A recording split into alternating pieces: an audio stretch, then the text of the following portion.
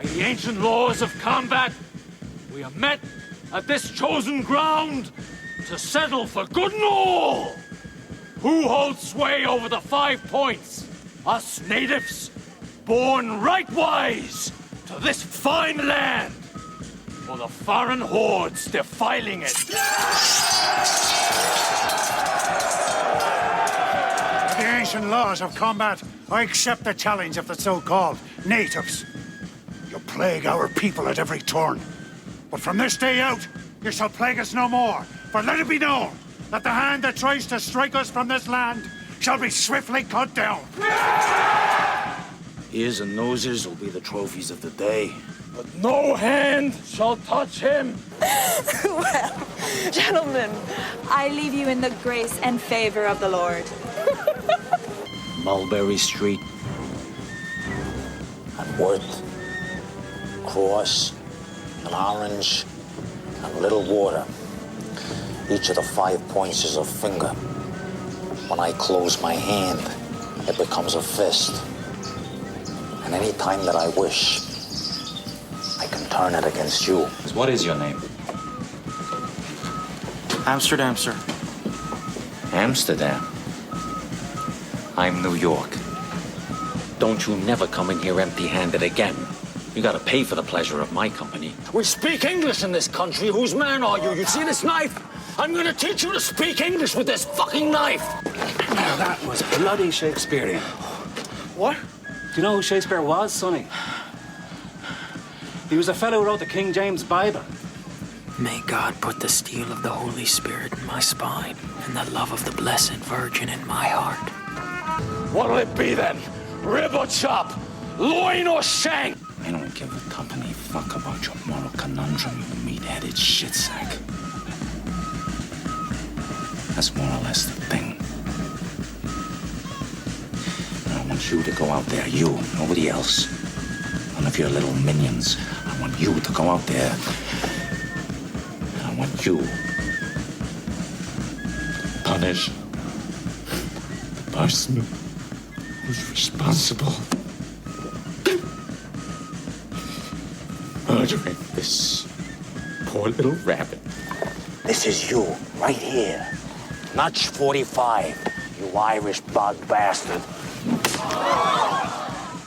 Challenge. Challenge accepted. When? Whenever you like. Daybreak tomorrow. Ground, Paradise Square. weapons, That I leave up to you. bricks, bats, axes, knives, pistols. No pistols. Good boy. My father gave his life making this country what it is. Murdered by the British with all of his men on the 25th of July, Anno Domini 1814. You think I'm gonna help you befoul his legacy? By giving this country over to them was had no hand in the fighting for it? Why, because they come off a boat crawling with lice and begging you for soup? This is a night for Americans! Hey guys, welcome to Barrel Age Flicks. This is Half-Ass Lenny. Hashtag trash bag. Also, we have... Hey, this is Ron, a.k.a. Captain Cumbeer. He's a hero, brings orgasms down to 0. Plus...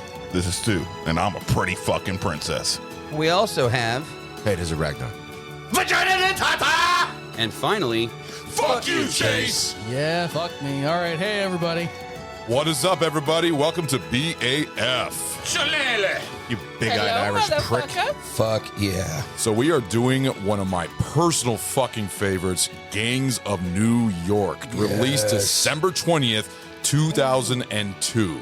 I saw this shit in the theater and I fucking loved it. And I'm a huge Martin Scorsese fan. This is directed by Martin Scorsese.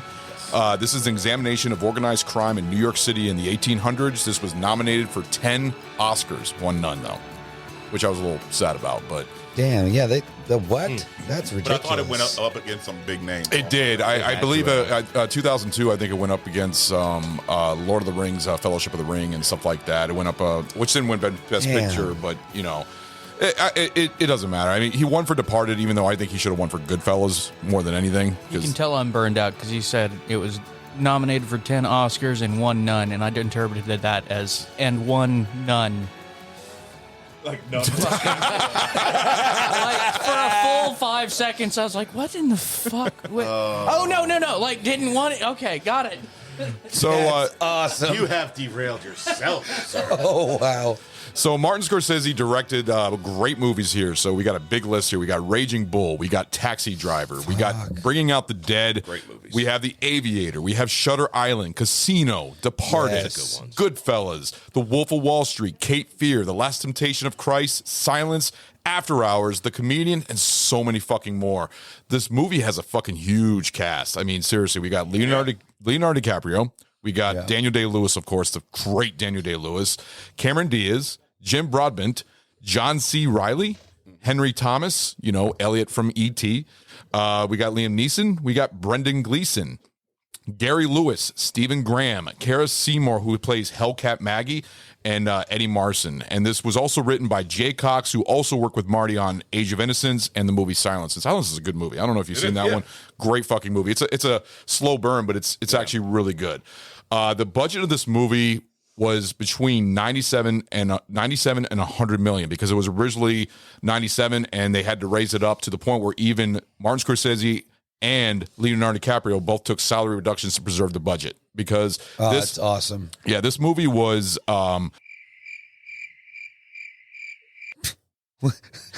Yeah, right over there. Do you need a Control-Delete? What are you doing? Sorry. No, I'm sorry. No, oh, my God. I had a brain freeze right Somebody there. open Task Manager. We need to just play the dial-up tone. Oh, God, dude. That was terrible. I don't know why, but this is Martin Scorsese's most expensive film, other than The Irishman, which actually surpassed it. That is actually his most expensive film. So this is like I said, I'm really excited to talk about this movie.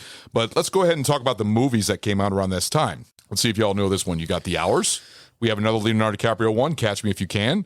We got that's a good one. Yeah, Hero with Jet Li, I believe. Yep. Lord of the Rings, The Two Towers, The Hot Chick, which we actually just did. Oh, yeah. Star Trek Nemesis. Yeah.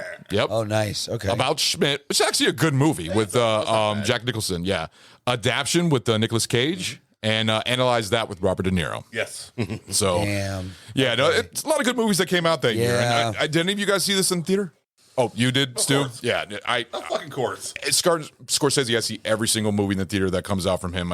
Me and Stu, I think, have seen a couple. We saw Shutter Island together. Remember that? Yep. Yeah. So, Dude, I'd like to cover that one next year. That movie is fucking phenomenal. It's one of my favorites. Shutter Island's It's a a good very mind good movie. twist. Yeah, dude. Yeah. Hell yeah. I think it's based on a book too. So, which actually, this is also based on a book. So is this one. Yep. And I'm really. This was actually 20 years in the making, because he actually tried to make this film, and I got some more trivia about that later in the show. But let's go ahead and do the drink that we're going to be drinking today. So, Hey, Maggie. Right here or left here? Give us a drink, you agent. Help yourself. The head. from Phillips Distilling Company, Hellcat Maggie Irish whiskey is for those who defy convention and do things their own rebellious way. This blended whiskey is made with grain Irish whiskey from corn and malt Irish whiskey made from malted barley.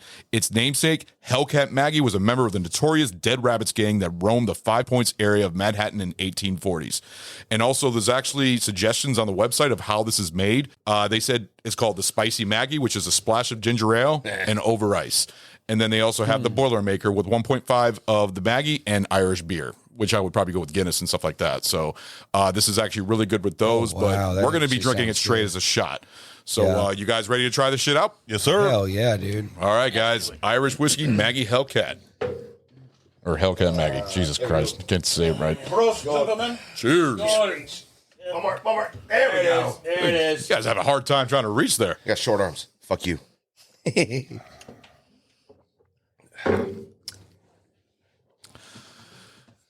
Like, I'm going to say this. Yeah. It's an Irish whiskey. Oh, Chase loves it. Fuck yeah. Wow. Oh, man. Really? Yeah, no, see, I'm going to go ahead and go first. I give it a 1.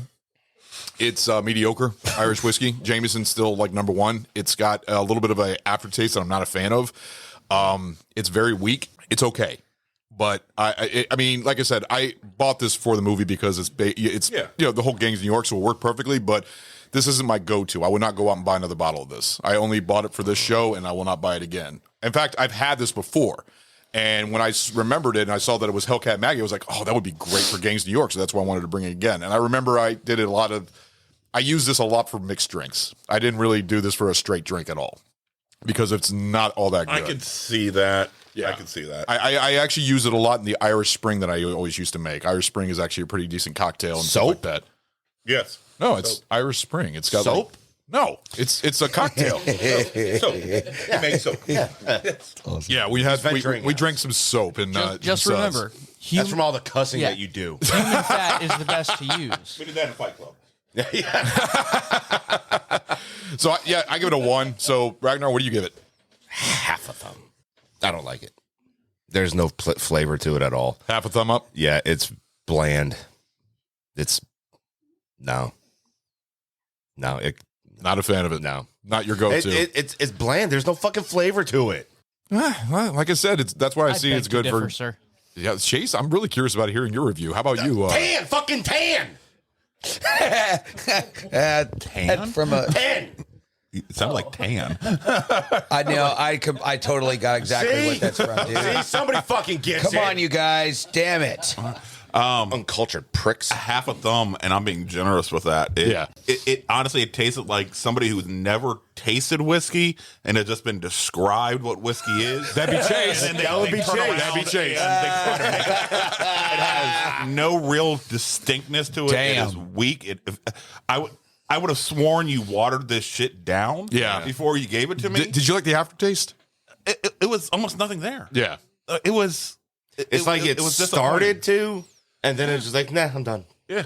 Fuck it. It like zero effort was made. They literally did like one pass. Yep, good enough. Ship it out. All right, they didn't give a damn what they put in that bottle. Maybe I was being too nice. More maybe I was than this. maybe I was maybe too nice by giving it a 1. Maybe At least Malort, it knows what it is. Yeah, exactly. And it lingers, too. It has its own personality. Damn right. All right, this is nothing. All right, like water. I am disappointed that you knew what this already was. And for a movie that you love so Dear goddamn Lord. much, Yeah. you brought such a half-ass attempt.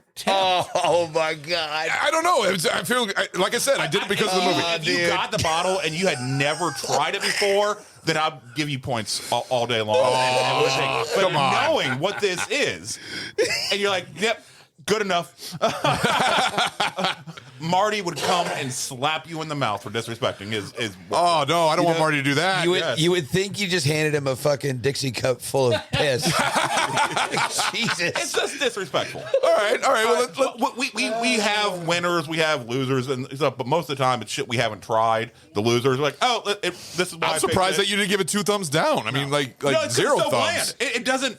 It doesn't deserve any hate or viscera or anything because it's nothing. So it is one of the worst whiskeys you've had?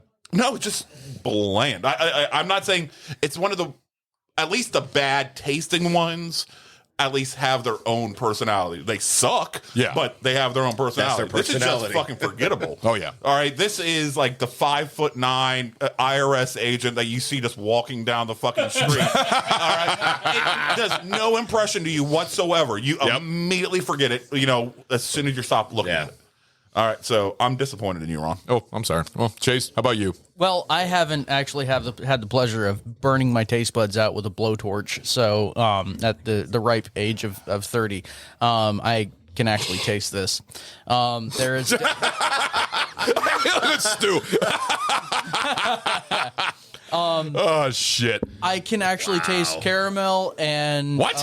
Yeah, there's definitely caramel notes. There is a little bit of almost honey. I don't think caramel is in the fucking description. No, I don't know, not. But it's or not. Honey for that matter. Okay. How high are you? I'm not judging. I'm just trying to Whiskey's understand really good, man. He's gonna put piss in his fucking cup and say it's great. I don't see the problem with this. It's not the strongest fucking whiskey out there. Obviously, it's pretty weak. It's a whiskey you can actually drink on if you wanted to go for more than one glass a night. Yeah. I don't see anything bad with this. I'm going to give it a 1.5. Okay, I was expecting something even more with the way that you when you first took that, it was like, oh, I love this. I love this. I mean, it's you're fucking. I think it's pretty fucking good, actually. How much per bottle? This is only about $30. About Perfectly in my price $29.99. range. Yeah, you're like, yeah, I'm sold. Hold on, I'll check. We'll go ahead and go to Lenny's review. What do you think about it? So, yeah, it's a lot of like what you guys were saying for the most part, but at the same time, I kind of agree with all of y'all because it's whatever. It's not like something that's memorable. Except Chase. No, but I do. But at the same time, I'm going to say that Respect my authority. I have. That was actually very good. 40%. I agree with Chase too in some regards. Like it's you can taste a little bit of it. That for me, the afterburn was kind of nice. Like it was very strong. Yeah. But I found that to be kind of fun. Also, I will say this too, that it's been said several times that this whiskey doesn't have much like anything that's memorable or anything that's significant to it. Yeah. And I think that, you can follow me down this rabbit hole, but I think that kind of perfectly describes Maggie because she doesn't give a shit what booze tastes like. She just wants to consume it because she's otherwise she'll go through DTs. Yeah. Okay. She can give a fuck about the flavor. And which is why I was asking Ron what proof it is. It's only 80 proof. Yeah. Now, this was like a 120 or a 140 proof, and it tasted like that, and it's going to have a better chance of getting you fucked up in the long run. Yeah. Then I'm like, okay, all right, it's got a redeeming fucking factor to it. All right, no, this is standard fucking, barrel proof, 80. All right, and so that takes it any chance at redemption away. It's that hobo whiskey. Yeah, the bar rag shots that they were pouring, had to have been a better fucking strength than this. Oh God! All right. Oh, those are bad.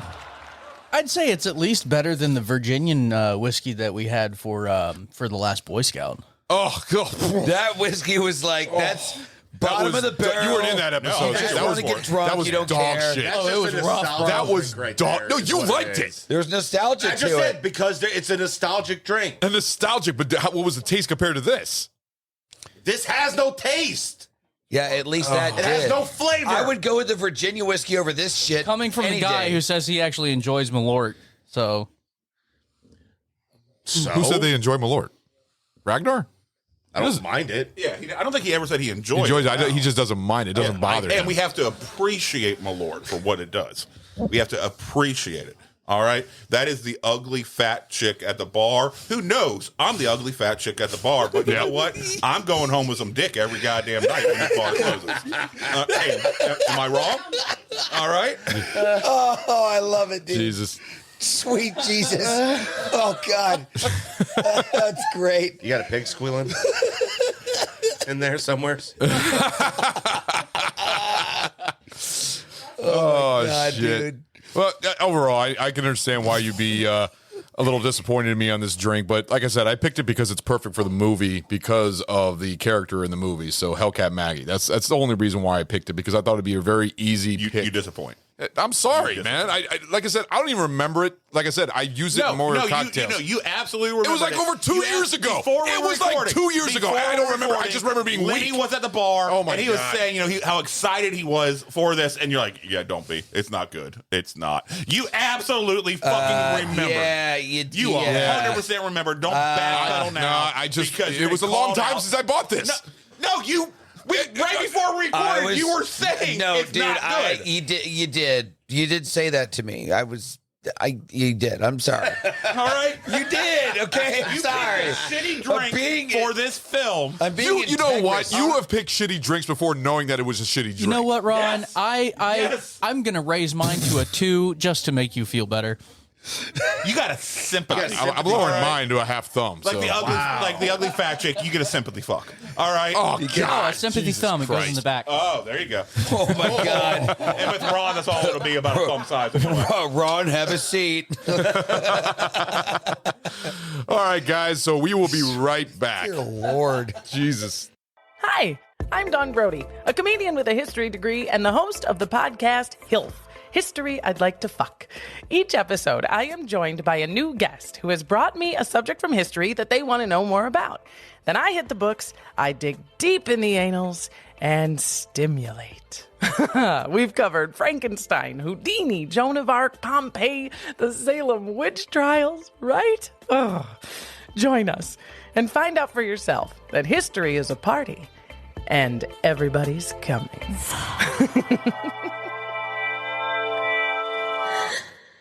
Fucking bowling pins. We are back, guys. So we are back on talking about the. Whoa. Lenny, what was that? Oh, his phone made noise. It did. He's dead, sir.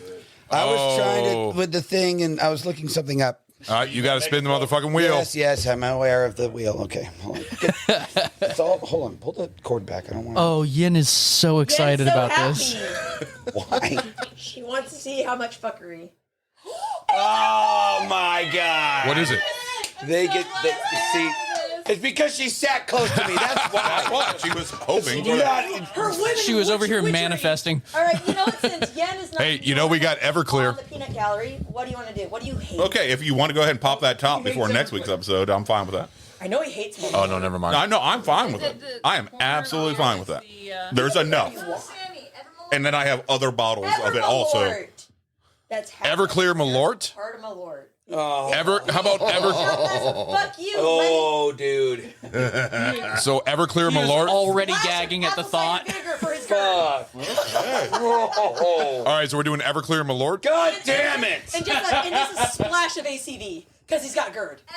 No, you can't know. They can say they pick. See, bitch, I can do whatever I want. What? Hey, Blondie. Let's put homeless. VAC gets the pick. The three of them have to concise. Yeah. Yes, and Everclear from her. See, a trifecta of fuck you, Lenny. All right, so hold on. Let's go ahead. You got to fit it in one shot, though. Let's go ahead and prepare. Glass. Let's go ahead and prepare this drink. Third. All right, so we got his shot. So what is in the shot? So we got Jaeger, Malort, Everclear, and apple cider vinegar. Which Everclear? Okay. The new one.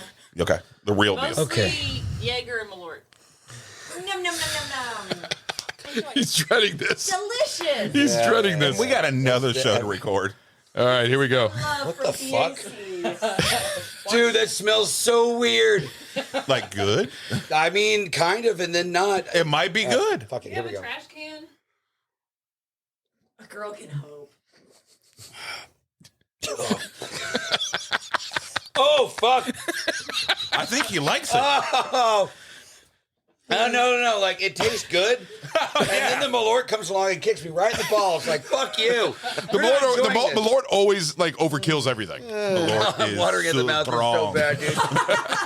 Yay! Good job, I hate Malort so much, bro. Back in the shot glass. But he has to drink it again. Yeah, if he loses it, Oh, my he God. has to drink it. Ew. Now you have to drink vomit. Like, good Lord. It was already in you once. What's one more She's time? like, it's your fluid. It's fine. You're getting DP'd by Stop it. being a pussy and drink the vomit. I'm not asking you to drink Chase's vomit. Jeez. Whoa. Not yet. Remember, anything's votable. Five bros, one cup. Oh my God. Anything that could be voted on. Oh, my Roman face. shower shot. Ugh. All right, so let's go ahead and talk about this movie. So I'm going to say this flat out. Like I said in the beginning, I fucking love this movie so fucking goddamn much. This has been in my top 10 movies of all time. Like I said, anything from Scorsese to me is gold. I mean, he's had some some movies that aren't the best, but they're still great. You know what I mean? Like he never has a bad movie. He has a mediocre or an amazing movie. And to me, this is a masterpiece from him. One of his masterpieces. He does a great job of showing the human condition and on film and making you care about the characters. Yes, and that's what I fucking love about that. And plus his fast editing, because Thelma Schoonmaker, who is his editor, amazing to the point where the way that the edits, the fast cuts, the tracking shots, the long shots, especially like one of my favorite shots in the movie is actually the song that's playing when they're inside the bar. I walked down to Chatham Street, a fair maid she asked me to see her home. I love this scene because you're just seeing it go while this guy's singing. Yes, Auntie, my dear auntie, oh, New York girls. Yes, I did. My dear, I did. Oh, the New Yorkers. He sounds like a bar. I fucking love it, dude. I was shocked considering that was Bill's bar. Yeah. You know, that he's having that Irish feel music to it. I was shocked that he would have that. Well, see, the thing is, even though he hated the Irish in a way, because he respected the priest. He respected him, even though that's the thing about it. And I pointed that out. My rewatch of this film, I introduced it to my oldest son, 14 years old. This is the first time him seeing it, and I was pointing that out to him. Like, you see, this is a man who they're on opposite sides of a subject, completely opposite sides, but they have enough respect for one another that carries on. Yeah, they hate each other, but it doesn't matter. Like, you still, there's that level of respect, that decorum. Yeah, because that part when I really liked that a lot, man. The part when Amsterdam and McGloin had that little fight and knocked the picture of the priest down, and then you see Bill going over there and picking up the picture because it has like a little shrine to the priest. The fact that, what was it, 16 years later, he still had that picture up. Yeah. You know, That's how with much candles you lit respect and so like that, right behind where his normal seat is. Yeah. He wanted everybody to remember that not only the king that Bill killed in order to do it, but show respect for this. No, I mean, just after the whole battle scene, respected that he killed. Yeah, the one that was worth remembering. Yeah. Well, see that whole battle scene right afterwards when you said, "No hand shall touch him." No hand. I mean, he had respect for him, and I fucking love that about it. But actually, that's a great segue right there. What did you all think of that first battle scene in the beginning? Like when you saw that scene, because that scene right there, you see Bill, you see them taunting each other and everything else. That made me love the movie just right there. I was like, I'm going to love this fucking movie. But that battle scene was brutal. What did y'all think of that fight scene? I mean, seriously, between everybody. I mean, how brutal it was. Hellcat Maggie launching in the air and pulling, doing the fish hook on the guy, and oh man, I mean, tearing through his cheek and all that. Oh yeah, you see fucking legs get like bent in half. You get, I mean, people getting stabbed all over the place. I loved it because it truly set a precedent for the rest of the film. Yeah, it brought the bar up and said, hey, this is where we're going to be at. Make sure you're fucking ready. Because it's violent as exactly. shit. There was no punches pulled. It was in your face. It showed everything that was really going to make this story happen for you. Yeah. It showed the honor between the two leaders, and it didn't, oversell it, but he somehow made it become a highlight right then and there as just passing dialogue. And it was a powerful scene in and of itself to set that honor tone. Yep. And then also bring in, this was a different time. Yeah. This was in your face. No, we're not using guns to disassociate you from the violence. Yeah. We are here. We are ripping each other apart, and you're going to watch the whole fucking thing. And I tell you what, I saw that and I was like, yup, I'm fucking here for this. All right, I'm getting comfy. Lenny, I remember you said something that how much of the battle scene that you loved in the beginning. Just, when they were sitting there kind of discussing back and forth, like who represents what, it was fantastic. And I completely agree with what Chase was saying, is that, like, when you shoot somebody, it's quick, it's impersonal, but when you are like using a blade, you're up close and personal, like looking them in the eyes as you're fucking killing them. It's a whole nother level of intensity. And the fact that, these two groups were like, this is what we're going to do. Yep. Because that's like the honorable thing to do. Like, be a man and fucking get in there and do your thing, I had to pause the film. It was great. Because my son was like, did they not have guns back then? He was trying to be a smart ass. Yeah. Because he's my son. And like, I don't know where he would get that from. I know. Well, no, see, the thing is, go ahead. I'm sorry. I'm like, no, it's not necessarily how things were settled back then. Yes, they had duels and more formalized shit like that, but that wasn't what the law of the streets was at the time. The law of the streets is, if you're going to do something, you're going to do something and get your hands fucking dirty while fucking doing it. Yeah. All right. You are going to be fair and, give people a chance while doing it. And also, guns were fucking expensive. They fucking were expensive. And these were like the poor of the poor. And the only way most of them have guns is from shit that they stole. Yeah. All right, but it was an agreed beforehand. You know, this is what our weapons are going to be. This is how we're going to fight. And back then, when everybody they used to, respected those fucking rules. Yeah. whenever they had war with like the guns of that time, like the muskets or whatever, it's so pathetic compared to like this war, because it's like, all right, aim, fire, and like the other guys, they just fucking stand there and let's see who's gonna die. Oh shit, this guy died. So all right, now it's our a turn. lot of that in the Revolutionary War, basically. You're talking about the Napoleonic style. Yeah. So we are in the Civil War in this scenario During the draft riots. Yeah. Americans were really not ever using Napoleonic warfare. That's why we won. Back in the Revolutionary War, guerrilla tactics. But I know what you mean. The weapons had, for the most part, not changed. Yeah. The Sharps Company had come into its own, developing the rifled barrel, so you had significantly better accuracy. That's where actually the term sharpshooter comes from, is the Sharps rifle. Yeah. Nice. That they came out. I didn't know forget that. exactly what year, but it was just before the Revolutionary. Yeah. Or not revolutionary. It was at the ass end of the Revolutionary and through the Civil. But we did, they did have some repeating revolvers at this point in time, that they still used black powder ignition caps, but they didn't have cartridges yet. So it was little powder, looked like sugar packets filled with black powder, shoved in the ass end of the cylinder with the round up front.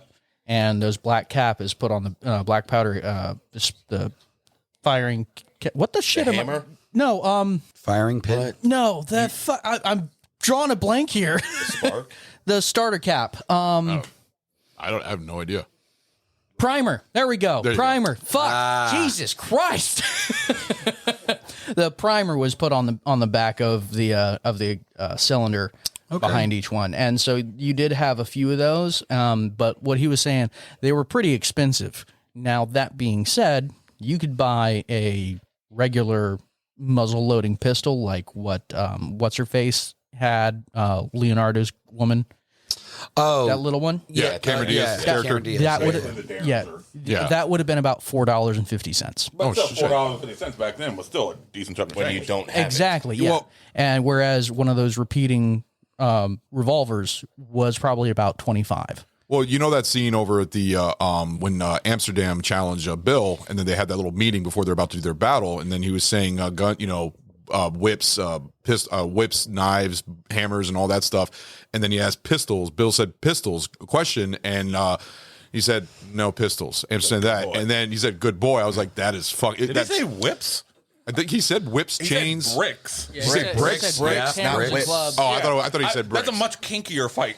That's the gangbang of New York. Exactly. Right? You watched the wrong film. Yeah, shut up. Ragnar, what did you think of that battle scene? It was it's a very, very good, eye-catching opening scene for a movie, of this caliber.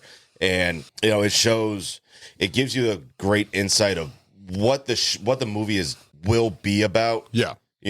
Throughout the beginning of it, all the way up into the end of it, when Leonardo, the kid, gets taken away. Yeah.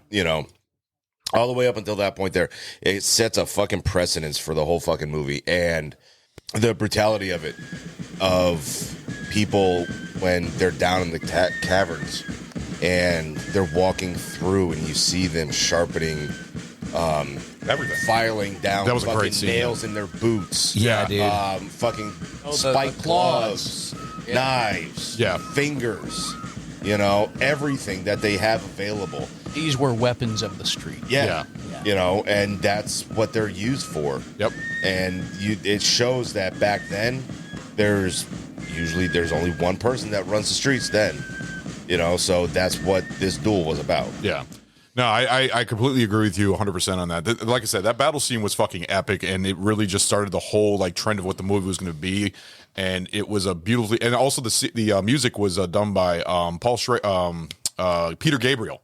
That's a song from Peter Gabriel playing throughout the background when Bill's coming up to get the priest, and I just fucking loved it. It was just beautiful fucking battle scene. Now, this movie, like I said, Scorsese spent 20 years developing the project until Harvey Weinstein and his production company Miramax Films acquired it in 1999. And this was the crazy thing. The original cast back in the 1978. Do you think he made Leo sleep with him? Oh God, I hope not. I think isn't he in court right now? He's in jail right now. No, but he's in court for like a whole or another one. Yeah, yeah. But no, he's already he's never coming out. Yeah, all right. Unless a Bill Cosby situation fucking happens where some mistrial, gets fucking declared in the end.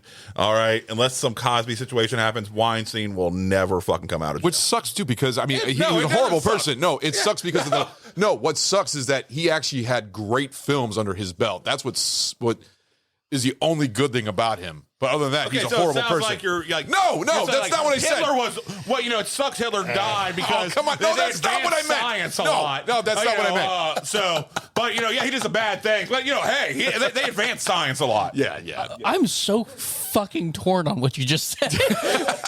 Because they did advance science way far. But do not say it's that he did. No. Okay, well, I worded it wrong. I worded it wrong. That's what I meant. My guts just churned in confusion. I was like, Well, the original casting in this was Dan Aykroyd as Amsterdam, and John Belushi as Bill the Butcher. So please no. No. Oh, so you're talking about like the original 20 years of that before. Back in 1978. Okay. Yes. Okay. The project fell apart after Belushi died. Yeah, and a cast reshuffle had Mel Gibson as Amsterdam Vallon and William Dafoe as the Butcher, which Martin Scorsese has worked with Dafoe. Done really good. Yeah, I can see that. Tom Hanks was actually going to be Bill the Butcher, but he was he was filming Road to Perdition. That's who Marty actually wanted at first. No way. Tom can do drama, but even when he's doing drama, he still is a little goofy. I don't think he's like a pudgy doughboy. I could not have seen him as Bill the Butcher. Like I could not take that serious. Perdition was a great dramatic role. Yes, it was. Was he as hardcore as Bill the Butcher? Not that level. Yeah. No, he wasn't. No, and the thing is he was a gangster, but he had good intentions. Like all the killing and all the shit that he was doing was to seek vengeance for his wife and his other son. Yeah. Yes. So I mean, like, is he doing wrong things morally? Sure, but you kind of are like, well, can you blame him? Morally flexible, sir. Well, see, this is Bill right here. On the seventh day, the Lord rested. But before that he did, he squatted over the side of England. And what came out of him was Ireland. No offense, son. Oh, none taken, sir. I grew up here. All I ever knew of Ireland was in the talk of the others at the orphan asylum. In which part of that excrementitious isle were your forebears spawned? I've been told Kerry, but I lost proof of it in my language at the asylum. I was raised in a very similar establishment myself. Now everything you see belongs to me, to one degree or another. The beggars and newsboys and quick thieves here in paradise, the sailor dives and gym mills and blind tigers on the waterfront, the anglers and the muses, the sheehees and the chinks. Everybody owes, everybody pays, because that's how you stand up against the rising of the tide. Is that right, boys? Yeah, Bill, that's right. So when I was listening to that speech, and he goes, you know what came out of it? Ireland. And the minute that he said that, you know what played over in my head? What? Was the Hangover. How dare you? She's a nice lady. What? So what did you all think of Bill the Butcher? He was the star of the film. I mean, seriously. I understood his motivation. Yeah. Completely. I absolutely could understand every character, why they're doing what they're doing throughout this entire film. And, Bill, like, he's a ruthless fucking guy.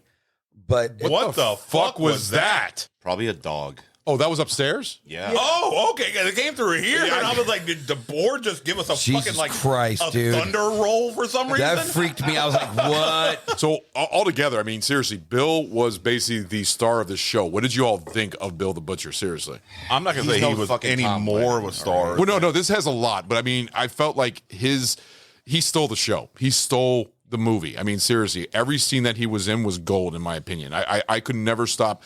Like, that's why he's one of my all-time favorite characters of all time. Trust me, there was a lot of great characters in McGloin. Although I know you hated Cameron Diaz. I fucking she was a fucking waste of goddamn celluloid. Cameron Diaz. She was with how well every fucking buddy else in this entire goddamn film did. Yep.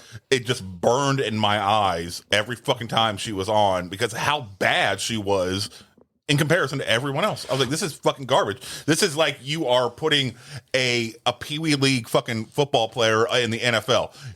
It's just gonna hurt to watch when they're fucking there.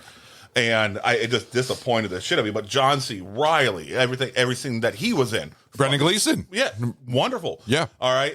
Even the kid from E.T. I loved Brendan Gleeson's role in this. Oh, yeah. He was absolutely Well, fantastic. although the way that Monk he was died, bad at pissed me off. that's where Bill really well, that's where Bill actually did something wrong by backstabbing him in the back when he because he's ready to fight dirty then. Did you notice the rubber cleaver fucking bounce off in the scene? It bounced off. Yeah. If you're paying attention, you actually see the rubber cleaver bounce off the one that he's actually being thrown at, bounce off of Gleason. And then as he turns around, then you see the cleaver in his back. Oh, really? Really? I didn't see you'll that. see it bounce off. Dude, we got to to find that. We got to find that. Because I didn't catch that. Yeah, definitely. It's like a real quick split second, but as you see it hit, you'll see something come bouncing off of his back, and that's the fucking cleaver. Well, you know that Bill is basically Danny Day-Lewis is a character actor. Yeah, a huge character actor to the point where he is what was the term actually? Method actor. And the cool thing about him is that during this whole movie, he played his character even when he went on his phone. Marty and Leo went out to dinner with him, and the waitress was afraid of him because he was talking as Bill. Was he also using the time appropriate slurs? Oh yeah. Oh my god. That'd be kind of fucked up. No, but the thing is, Marty and Leo loved it. Give me that chink fucking food. I'm like, oh my god. See, no, Marty even said in the commentary that he would actually call Daniel Day-Lewis, and he felt like he wasn't talking to Daniel Lewis. He felt like he was talking to his character, Bill, and he fucking loved it. Him and Leo actually loved how much that he put the character into it. But altogether, seriously, Daniel Day-Lewis to me is probably one of the top actors of our time. I'm so upset that he retired, but I mean, almost every movie that he has done has been great. Last Mohicans, There Will Be Blood is probably one of his all-time best ones. I mean, what would you, that's actually a good question to ask all you guys. What is your favorite Daniel Day-Lewis movie? There Will Be Blood for me. That's why I figured it would be that one. I mean, it's such a powerful film, and he did so goddamn amazing in it. Yeah. It just, that's, when I think of him, that's the movie that comes to my mind. All right, how about you, Ragnar? There's a lot. Last Mohicans is good. Last of Mohicans is really fucking good. I'd be, and this one as well, I'd be torn between Last of Mohicans and The Crucible. That's right, he's in The Crucible. That's another good one. That's a great movie right there. How about you, Chase? Chase is looking at the film. I'm double checking. I think I've only seen In the Name of the Father and Gangs of New York, so I'm going to have to go with Gangs of New York. You've never seen Last of Mohicans? And I need to expand my profile, is what I'm about to say. Okay? Oh, okay. I'm aware. I feel like I've seen Last of the Mohicans, but looking at screenshots, it's not ringing bells to me. So maybe I'm thinking Dances with Wolves. That's why. Yeah, you need. That's Kevin Costner. That is exactly. That's why it's not ringing bells. Last of the Mohicans is fucking phenomenal. I know. I listened to the episode. You to death. What? Oh, get over it. You get mad that I don't watch so many movies that you like, but then there's some. Do better, Chase. All right, how about you, Lenny? Working on it. I mean, I would have to give it to Bill the Butcher, but I definitely Hawkeye is a very close second from Last of the Mohicans for me. Last of the Mohicans would be your second? Yeah, like I mean, There Will Be Blood was very good as well. That was a good movie.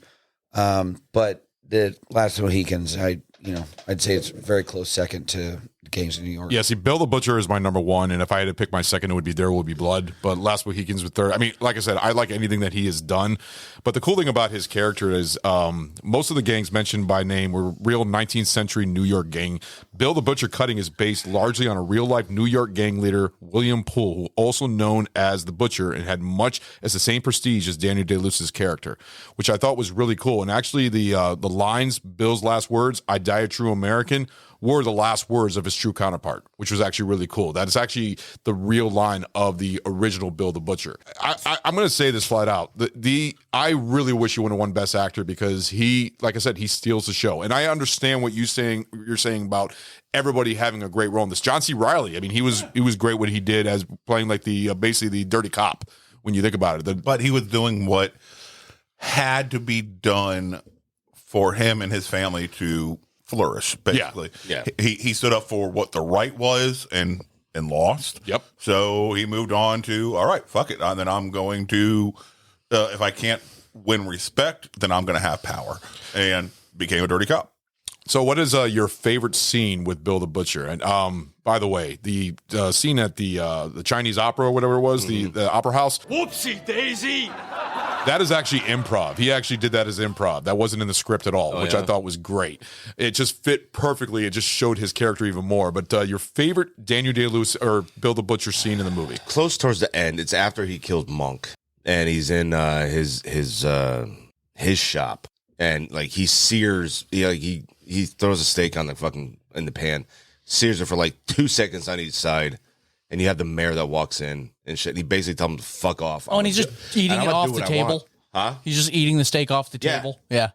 Do you know that fucking bloody ass raw steak? It actually made me hungry. I'm not gonna lie. Every single time I saw that, when I saw him grilling that steak, let me eat my steak in peace or something like that. But you know when he actually is tapping on his eye, he actually was really tapping on a glass eye that he had a glass contact lenses put in his eye, and he's actually tapping it. That's not a real or sound effect put in. That's actually him tapping his eye. He actually taught himself to do that. I'd be a little worried if there were sound effects while he was doing that.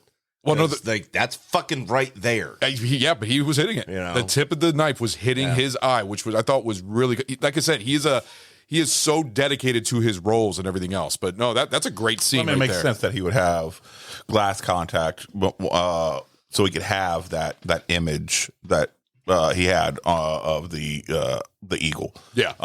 And rather than just doing a plastic one, he's like, you know what? I can just do a glass contact, and then it just pops perfectly the entire fucking time. It's basically painted on. Yeah. And yeah, hey, well, I have it. What is your favorite scene?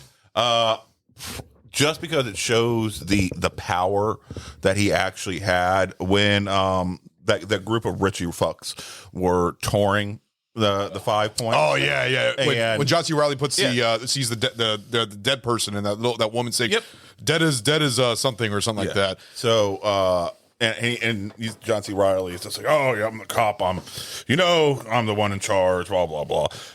And then all of a sudden here comes fucking Bill the Butcher and his boys. He's like, oh, I'm gonna show you guys fucking around. I'm gonna fucking take over. Ignore this piece of shit right here.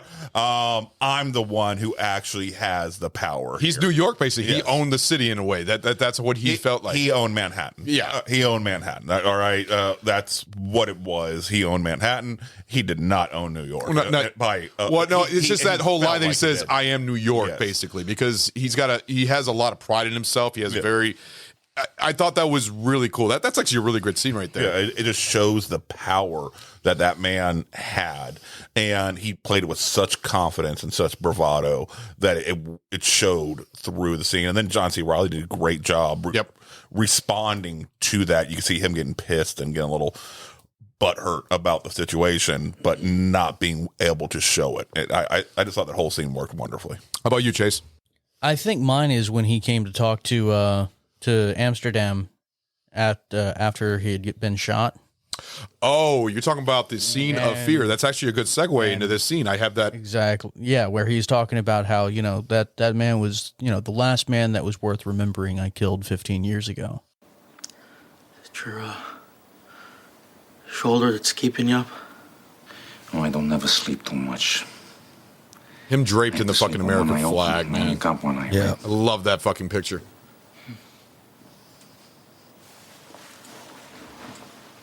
How old are you, Amsterdam?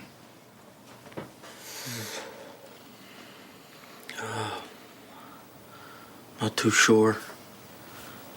Never did figure it. I'm 47. 47 years old.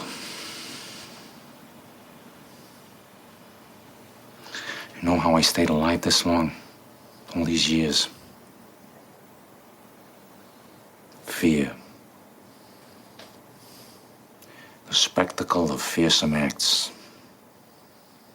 Somebody steals from me, I cut off his hands. He offends me, I cut out his tongue. He rises against me, I cut off his head, stick it on a pike. Raise it high up so all in the streets can see. That's what preserves the order of things.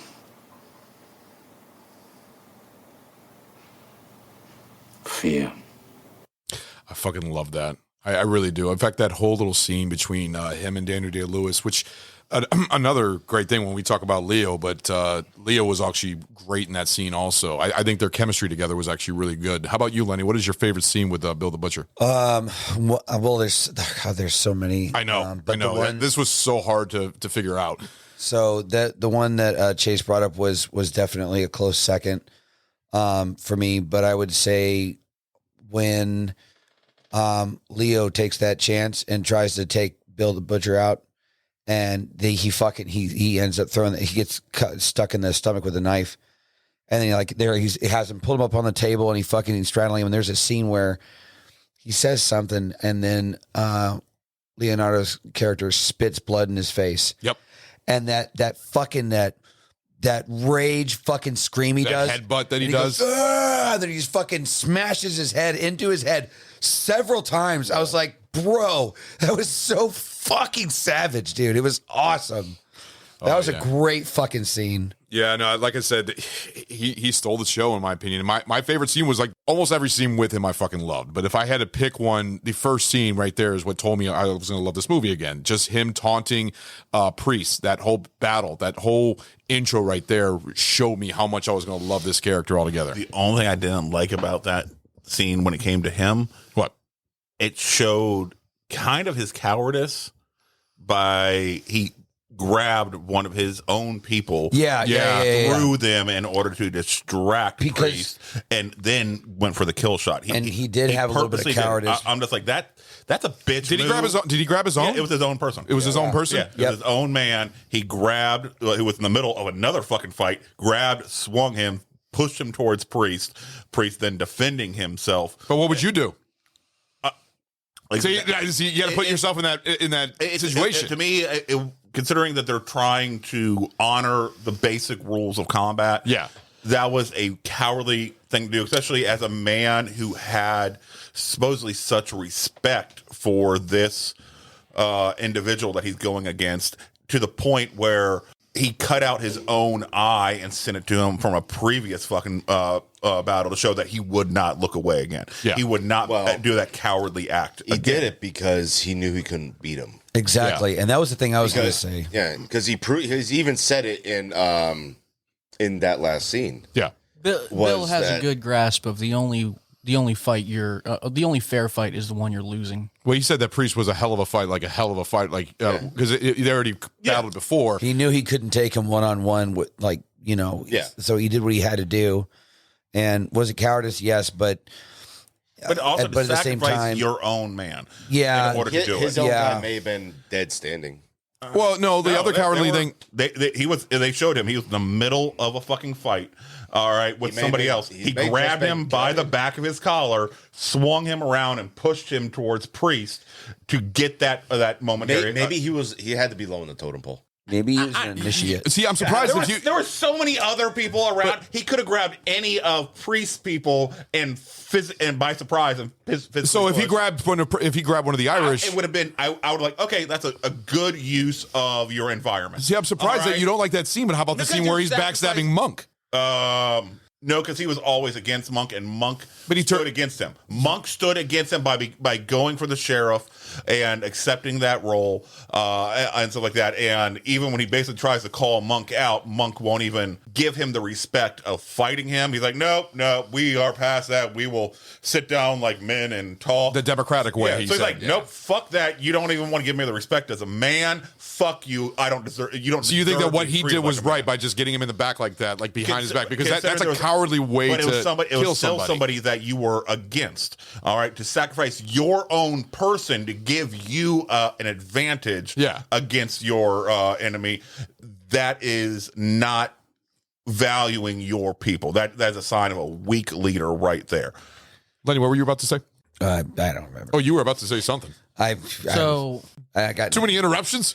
Is that what it is? I was, finishing the rest of my Nas. It's very delicious. Bill had said before that the only man I've killed worth remembering was is Priest 15 years Valid. ago. So in other words, he has not given a fuck about anybody that's even been serving under him. Well, I think he They're not respected honorable Amsterdam enough. a lot because he took Amsterdam under his wing to the point where he was where basically he was almost like his Well, son. I'm talking about back in that fight scene where he threw his own man. He just, they're pawns of his. They are worthless because he knows they don't hold honor in his idea. Well, now at the especially same now, time, after that battle. exactly, and then when you're talking about him coming up to Monk and using the cleaver on him, you have two different things here. Monk knew he was a lethal threat. Yeah. But Monk had become so complacent in his new voted office, thinking he was untouchable, that he turned his back on his mortal enemy and paid mortally for it. Oh, well, I guess you can say that. I mean, But at the same time, I do feel it was pretty dishonorable to do so behind his back. Yeah. It was. But also, it was less about the honor and more about sending the message because he already had the attention of everyone in the square. Now, what would you all think about Leonardo DiCaprio as Amsterdam? What did you think of his character altogether? Because his was more of a revenge story for killing his father. But I enjoyed his character the entire time. The only thing I would have changed is after his love interest.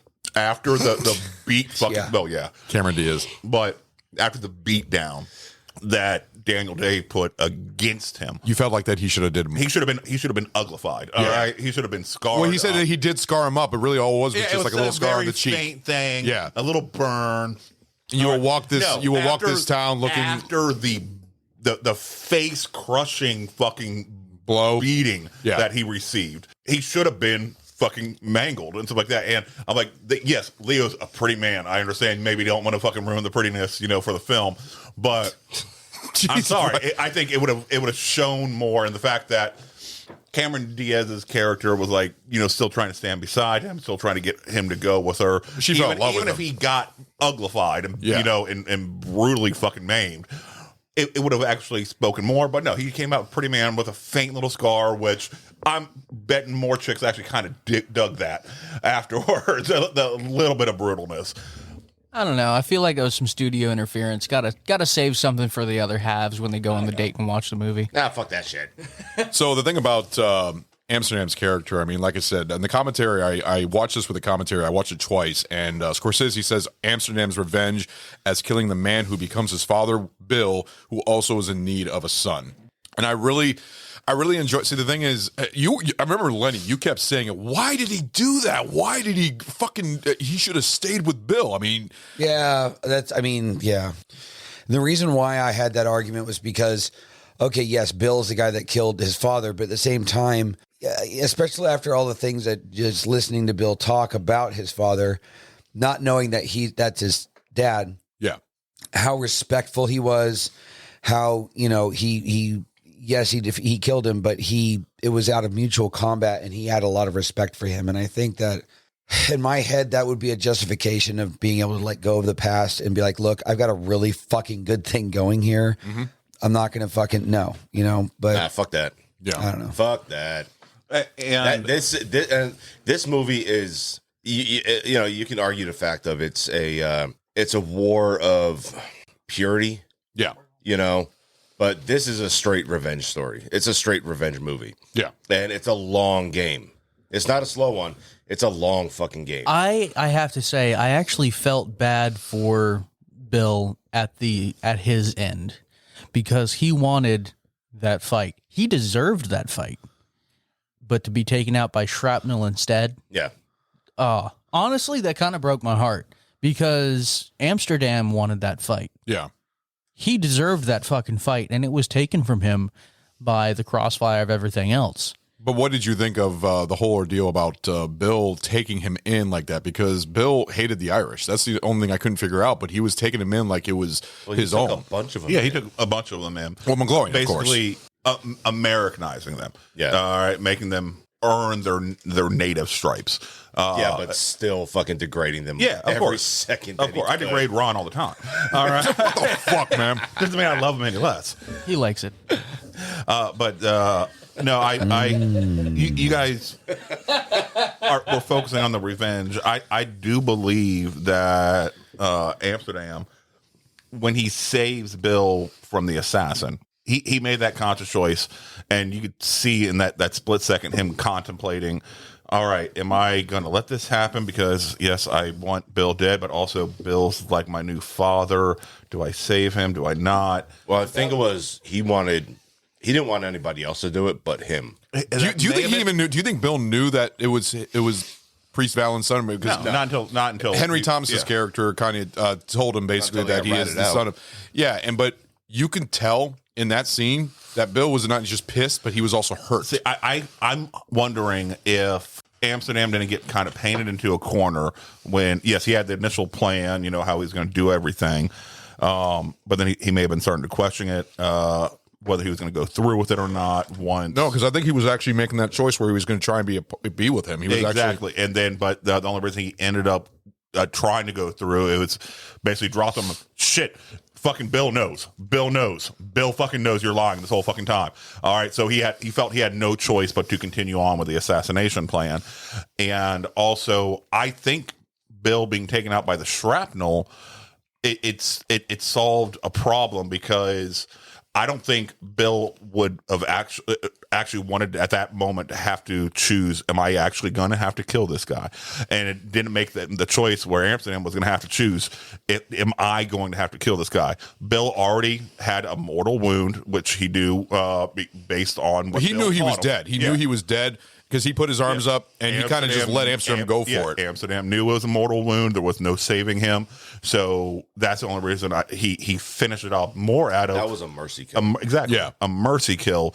So I think they did a great job of leaving it very nebulous that he had no choice but to follow through with this. It wasn't him turning his back on Bill, and it wasn't Bill turning his back on Amsterdam. Yeah. We never actually had to see that point where one of them had to make that true decision. That decision was already made by the outside force of the city itself, killing and the death that the city itself was bringing down. Now, what did you think about Bill holding his hand like that right when he was dying? It was respect. Amsterdam had a massive amount of respect for Bill and love, and Bill had a massive amount of respect and love for Amsterdam. And then the fact that he love or hate your enemies. Yeah, the fact that Bill gets to go out, like you said, die a true American. Die a true American. He's getting to go out, on the battlefield like his father did, surrounded by his men like his father did. Yep. And he felt like he was surely sacrificing his life for the good fight in his mind. And they foreshadowed that the city basically had to burn to the fucking ground for the real New York to, come up. And that's what happened to the nature, and that's what this whole film, in my opinion, was about, was the brutality of death and rebirth. Yeah. And it did a great job of showing that and framing it during the draft riots and showing how fucked up that time period was. What did you guys think of that draft riot scene, though? I mean, just the way that it was going back and forth, especially with the higher class people and everything else, and then being attacked because who has $300 to get out of the draft and everything else, and throwing fights.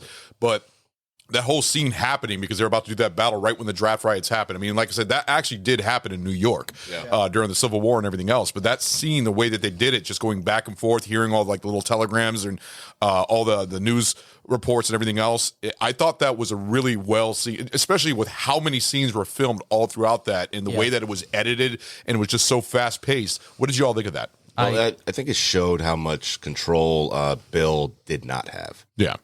Over the entire city, which he claimed he ran. I think it was more of a highlight on the American spirit. Because while there were atrocities happening at the same time, it was vastly more so that the common people were, very much so taking the reins of the point and fact that they outnumber the higher class that holds everything over them by hundreds to one. And they were absolutely using that to their advantage, finally taking a stand, only to be put down by their only means possible, being unmerciful volley of hellfire. Yeah. And that really did happen. So I think it was a very good highlight. I really enjoyed the depiction. Again, there were atrocities happening that, quite frankly, made my stomach churn. The lynching. Yeah, absolutely. But that's the nature of that kind of a conflict, is you will inevitably not want these things to happen. But unfortunately, in that kind of situation, that atmosphere, it's going to. And it still goes on to this day. That same exact mentality goes on to this day. They were looking for something to blame, because this is something that is being thrust upon them that they had no say in. The Civil War, the freeing, they were just viewing it as the freeing of the slaves. That's what's causing this thing. They had no fucking vote in it. That didn't affect them. They weren't, raising crops and shit like that. No, they were just trying to eke out their own living day to day. And so they were blaming, the rich, and they were also blaming the blacks. The immigrants. The immigrants. They were looking for anybody to blame for their own suffering and own hardness. But then after 9/11, the Arabs, unfortunately, they received a lot of hate, a lot of criticism. The coronavirus. The Asians were receiving, and still, unfortunately, are still receiving a lot of hate and blame and brutality against them by people who are suffering and not being able to understand that it isn't this one person in front of them, but they have no relief outlet for their suffering, so they're turning it on. The riots that were happening, very reminiscent of of the Rodney King riots. Very reminiscent of the BLM riots. Yeah, this is shit that's still happening to this day. Not to that level of violence and death, but that's because I think people as a whole are smart enough to get the fuck out of that situation before it gets to that point now, recognizing that, all right, no, I can't stop this fucking mob. All right, this mob is going to burn my fucking shit down. If I try to stop them, I'm dying. All right. Well, I think the difference between then, if you want to try and compare it then to now, they had a purpose then, right? For, in this movie here, there was a purpose for their riots and their there was a general point. Yes. Yeah. Well, see, that's the thing. That goes back to the question that you asked your son. Actually, the whole thing on who was in the right here. Yeah. So after finishing the film, I stopped and I talked to my oldest son. I was like, "So, what do you think about the film?" Oh, it was really, really good. I'm like, "Okay. So who do you think was the good guy, or who do you think was the bad guy?" It's like neither of them. Nobody was good. Nobody was bad.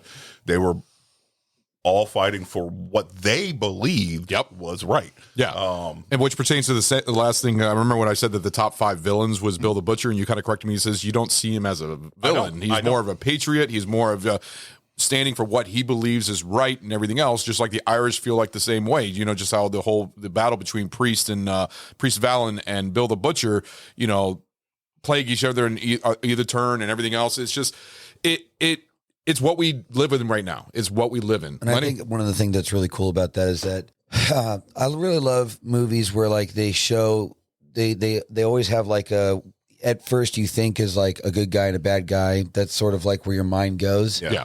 But then as the film unravels, you start to there's so much understand more depth to it. Both sides and understand there's right and wrong in both. Right. And that's what you guys were saying about the Martin Scorsese truly being able to uncover the human condition. Yeah. Because just like you were saying, when you get into, protagonist and antagonist, but there's so much more depth there that it really unfolds to see it is not protagonist or antagonist. It is not good and evil. It is just people. It is just being human. Yeah, because you get to the end of the movie and you're like, huh. You're trying to figure out, how do I feel about this? One of the things I was going to say, too, about the riot scenes for me was there, like it really, really quickly showed just how disconnected and ignorant the rich population was, because all these riots are happening literally right fucking outside their homes. It is. And they just have the audacity to think, oh, well, we'll close the drapes and lock the door. We'll be fine. Nope. Really? Nobody was safe in that time. Oh, no, Nobody was safe. They just acted like they're sitting at the dinner table. Like, oh, it's just another day. Like, not, they literally don't think anything's going to happen so long as well, the windows are closed, the doors closed, we'll be fine. And that's very much so still. Are you fucking serious? That's very much so still the thing today. There is a huge disconnect once you hit a particular point in society's caste system that we claim doesn't exist here in the U.S. Yeah. You get that there absolutely untouchable status. Yeah, it's fucking and nuts. At some point you're in these riots, like I was saying. There is a good point to them. Yep. Unfathomable things happen, and I think the gist of it is, be a 1992 roofer, and you just protect your place. If you guys had to pick a side on the dead rabbits or the Dead rabbits, would be the dead rabbits. 100%. I gotta respect my heritage. I gotta be a dead rabbit. That's true. I would say aside from Irish or Scottish, I would have to go with dead rabbits because he was pushing a stronger sense of community compared to the natives. Right. The natives were the ignorant old way and ruling with fear and, costing penance to their society. Yeah. The dead rabbits, while it will more than likely, from where we took off from that movie ending, I could absolutely see it happening again, where it becomes a pyramid scheme. But the ideals. Stu's not agreeing with you right now. That's fine. I'm. Give me a minute. I could see it happening, but it's founded on the ideals that is not how the new world needs to function. Right. We are here to be a community to protect ourselves and the others in our small little society, and it was very much so all inclusive. It was very much so a symbolism of. Oh. And very much so a reminder that Ron takes punishment shots every 20 minutes. Oh, shit. Unplug that motherfucker right now. Was that you? Unplug that motherfucker. No. I was coming down here to say goodbye. I'm leaving, but no, the fuck I ain't right now. Unplug it. There's Alexa. so many wires. Shit. Fuck. Alexa, why are you on?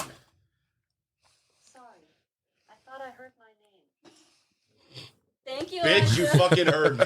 All right, well, here I go. Spin the wheel. Some big ass fucking Alexa, dude. Alex. That's Alex. Alex. If I turn this, What does it say? Crystal picks. Yeah. Jeez, what the fuck, man? All right, there's a lot going on here. Is this a modem? No, don't disconnect that. Here, hold on. All right, so Crystal picked me my old classic watermelon midnight moon moonshine. So, yay! Cheers. Good job. Hold on, man. Never mind. I forgot. Oh, that's weird with Nas. Oh, that made it worse. Even better. Yeah, that wasn't a good chaser. No, that did not work out for me. Oh, okay. It never does. No, it doesn't. Where were we? Lenny, you were talking? No, I think Chase was talking. So. Yeah. Oh, sorry. Go ahead, Chase. What? What? It was a sign of a new era. Yeah. And I felt that the whole intention was, and we saw that in the scene where Bill's right-hand man that he had already beat the shit out of visits the church. Yeah. And he starts freaking out because, there's a black man in here, and he just gets knocked the shit out of for it. Oh, yeah, McGloin. I loved that scene so much. There was a priest that did it too, that bashed him right on the head. Yeah. Hey, fucking right. Yeah. And that was a big part because that was, a symbolism of the old world coming to visit the new. Yep. And being expelled. And that really set the precedent for the behavior of the dead rabbits to come. And I really enjoyed that. I'm just going to have to respectfully disagree. As well as I knew thought this was out coming. and articulated that argument is, you want to say it was based on the sense of community that the Dead Rabbits were doing. The natives were absolutely just about the same thing. They were about their community that was being encroached upon by these immigrants. And they felt like they were being attacked, so they were banded together to stand against this opposing horde that was coming to attack their community. Well, in their minds, right or wrong, it's how they felt, and underneath the banner of Bill.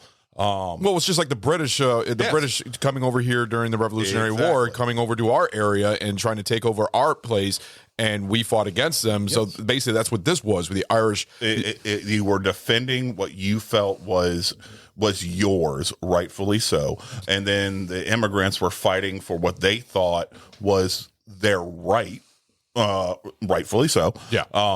But it's that battle going back and forth. So that's why I understood completely where the natives were coming from. And the only reason I was choosing the Dead Rabbits was I ain't saying one side was right more than the other. Well, that's your background. You're Irish. Just my ancestry. And I was like, I'm picking up a goddamn shillelagh like goddamn Monk. Yeah. And I'm getting some goddamn notches. Yeah. But I'm also, I understand where the natives coming in, because I do feel that illegal immigration is a major problem that we are facing in our society. So I understand completely where the natives are coming from. But like I said, that's what's great about this movie. There is no right. There is no wrong. It's just what is right or wrong to you and your particular circumstance. See, I'd be on the side of the Dead Rabbits also. I'd be on the same, exactly what you said. Ragnar, how about you? I don't think there's a right or a wrong. There isn't right or wrong. See, there's pros and cons on each side to the point where both sides are right and both sides are wrong. So it's completely even, in my opinion. And the Irish were treated like complete garbage for years and years and years. Yeah. After that, still, that's why it was such a big deal when they started getting real political offices. That's why it was such a huge fucking deal when Kennedy got fucking elected president. It's because they were like, all right, the Irish finally, are having their due. Yeah. It's just like when Obama was elected. All right, the black community is finally having its due. At least that's the way it was supposedly supposed to play out. But recent events still show that community does not feel represented equivalently. No, not at all. Dead Rabbits. Dead Rabbits? Yeah, fuck it. Now, I'm actually really curious about yours because I think you're going to pick the complete opposite because you're Native American. So being Native, being a part of this area. So those natives weren't Native, though. No. No, but when you go by that, because they were born and raised on that land, that's where they're going by not Native Americans, but natives that they were. They may have been, but that doesn't mean their parents. See, that's the thing. But that's the thing about Danny Day-Lewis's character, Bill the Butcher. He could have been Irish in his background. The flag that was hanging in his in front of the table he was sitting at, it said Native Americans beware foreign influence. He was wearing the title of Native American. Yeah, he was. How about you, Lenny?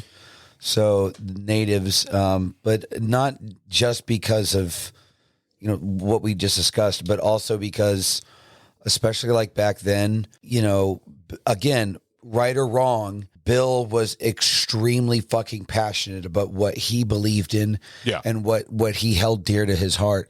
And a man with that much, passion for defending his country and everything else, I could see myself like having the confidence to follow like someone like him. Because in a sense, given the battlefield scene, keeping that in mind, but also at the same time, love him or hate him, for the longest time, he was a very good leader. Like he kept everything in check. He ruled with an iron fist. No one dared fucking cross him. I mean, I could see myself, or his people. I could see myself being won over just by observing that characteristic and be like, okay, this is a dude I want to follow. So I would have been with firefighters. Yes. What did you all think of that whole? Which one? That scene between each other. That was kind of. But see, it was 100% accurate. But you know what's cool about that is that even though this movie is a serious movie, there's a lot of comedy in it because it's got that type of adult type of comedy where, especially when you see the two fire companies going against each other to put to take the fire out, and they didn't even go and take the fire out. The guy's house was still burning. Says, "You can still save it. My house is burning," and they tell him to go to the next house that wasn't even burning, and then take all you want. want To make sure that house is burned down. Yeah, that they were preemptively, securing that, and then they get to turn around and charge that person after robbing him blind, charge them for the services because the fire departments weren't city paid back then. They weren't funded. They weren't. They weren't municipally funded. That was a job. They performed a service. You paid them for that fucking service. Yeah. Oftentimes they would roll up and just sit there in front of your house until you paid them. Yeah. And it's going back into the tradition with firefighters too is that in more modern times it's similar to like volunteer versus career. Yep. And there's a fire and a first due, and the volunteers try and beat out the career guys and vice versa. Yep. And I've never personally seen it, but it was common within firefighter culture even now that straight up fist fights would break out in the front yard of a burning home because the career guy's got the hose line, the volunteer fucking tries to take it from him, and he's like, motherfucker. And now they take their helmets off and they're beating each other's asses in front of a burning house.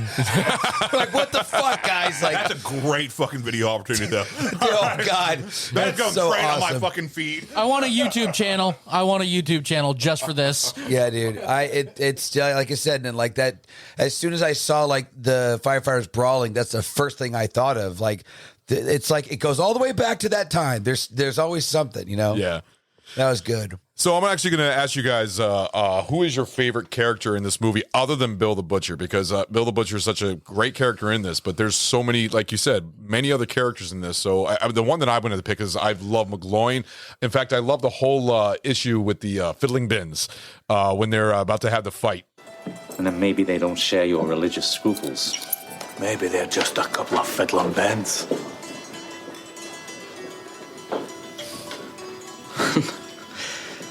I've been called a lot of things, mister, but I ain't never been called fiddling bends. Fiddling bends, right? Well, if I knew what in the hell that meant, I'd be inclined to take offense. Fiddling bends is a fellow steals anything, dead or alive, because he's too low to work up a decent lay for himself. You go count that. Careful, Bill. Just be careful. I'm telling you, that's all there is. That's all they give us. Now, chiseler. If you had said chiseler, now there's a word I understand, Now, is that what you're calling us? Well, I could think of a number of things to call you, Boyle. I love him. If he was calling us chiselers. Supposing I am. Well, then we got business. That we do. You just wanted to fight. Oh, man. Fighting Irish, man. That's what I mean. The Irish are known to fight. Yeah, man. I love it, dude. And Amsterdam had to use that. He saw that as an opportunity to ingratiate himself into Bill's inner circle. Yeah, to the point where Bill even came up to him and actually started talking off at McGloin, and you're saying, you're getting slow in your fighting and everything else, but he takes a fucking steak and puts it right on Amsterdam's face to get the bruise on his eye and everything. But McGloin was actually one of my favorite characters. The fact that he actually moved over to the natives and went part of that basic gang right there. But you can tell that because they all called him a traitor too. All the Irish, they called him a traitor, especially when he went to the fucking church and he got his fucking head just stomped in. And basically that started the whole fight. And to the point where the politics came in when Monk was trying to get nominated for sheriff and everything else. But I thought that was just a great fucking character in the movie, that little side character right there. So I would say that he was my favorite side character. Ragnar, how about you? Monk. Easily. Hands down. The beginning of the movie when he kicks the door in and that priest goes up to him and says, how many, trying to get him, says that he was going to pay him for every notch. And he starts looking at it, says every new notch, 10 for every new notch. What was it, Chase? Yeah, he said, I'll pay you 10 for every notch. He goes, well, I got 44. Every new notch. Well, I can do that. Fucking love that. What did you love about Monk? He was the only one that stayed loyal. Yeah. He was. And the thing is that he took the knife. Minus a couple Hellcat Maggie, she was still loyal, but she was still doing her thing. And they all kind of went their separate I ways. think there was one more I don't remember. But like he was the only one that stayed loyal even after the fucking priest's death. And he went and he picked the fucking blade. The blood stays on the blade, as a priest says, yeah. And he picked it out of the pocket and kept it safe. When he thought when actually the younger Amsterdam thought that he was pickpocketing him, basically taking him for the money that he's owed. Yeah, exactly, for the battle and everything else. Which he was. Yeah, he was promised that. I did not have a problem with that. But were you expecting him to? Were you expecting him to hold that knife and give it back to Amsterdam? No. Like nobody was expecting that because you. No, but I also. Were you done with? Yeah. I also Monk was my favorite, and some people may criticize. Oh, he was only out for himself. Realistically, everybody on the Dead Rabbits everybody in this movie was only out for themselves, but they were partnering up for their own self-interest with other people and to form a makeshift community. Yeah, it's just Monk was he saw it for what it was. He knew he had a to paraphrase Liam Neeson from a later on film, right? He had a particular set of skills.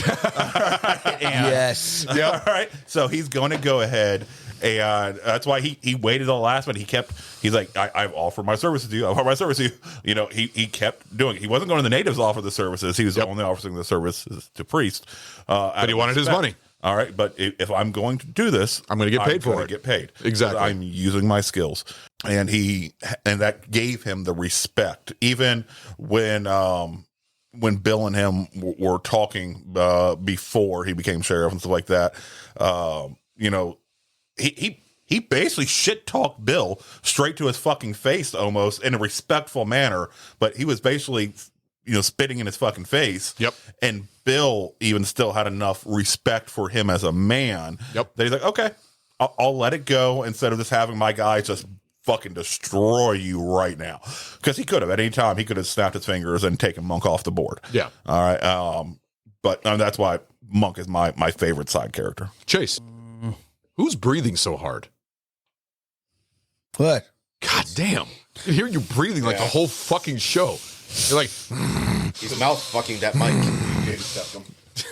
I'm congested, so my nose is whistling a little. I'm sorry. Jesus. Here, I'll hold my face away from the mic and then I'll breathe over here. That's better. You're the creepy guy on the other end of the phone. I'm so. Sounds like you're getting off while we're doing the show. I'm so into this podcast. I'm like, it does, doesn't it? Oh, Billy Butcher. Keep going. Oh, what else?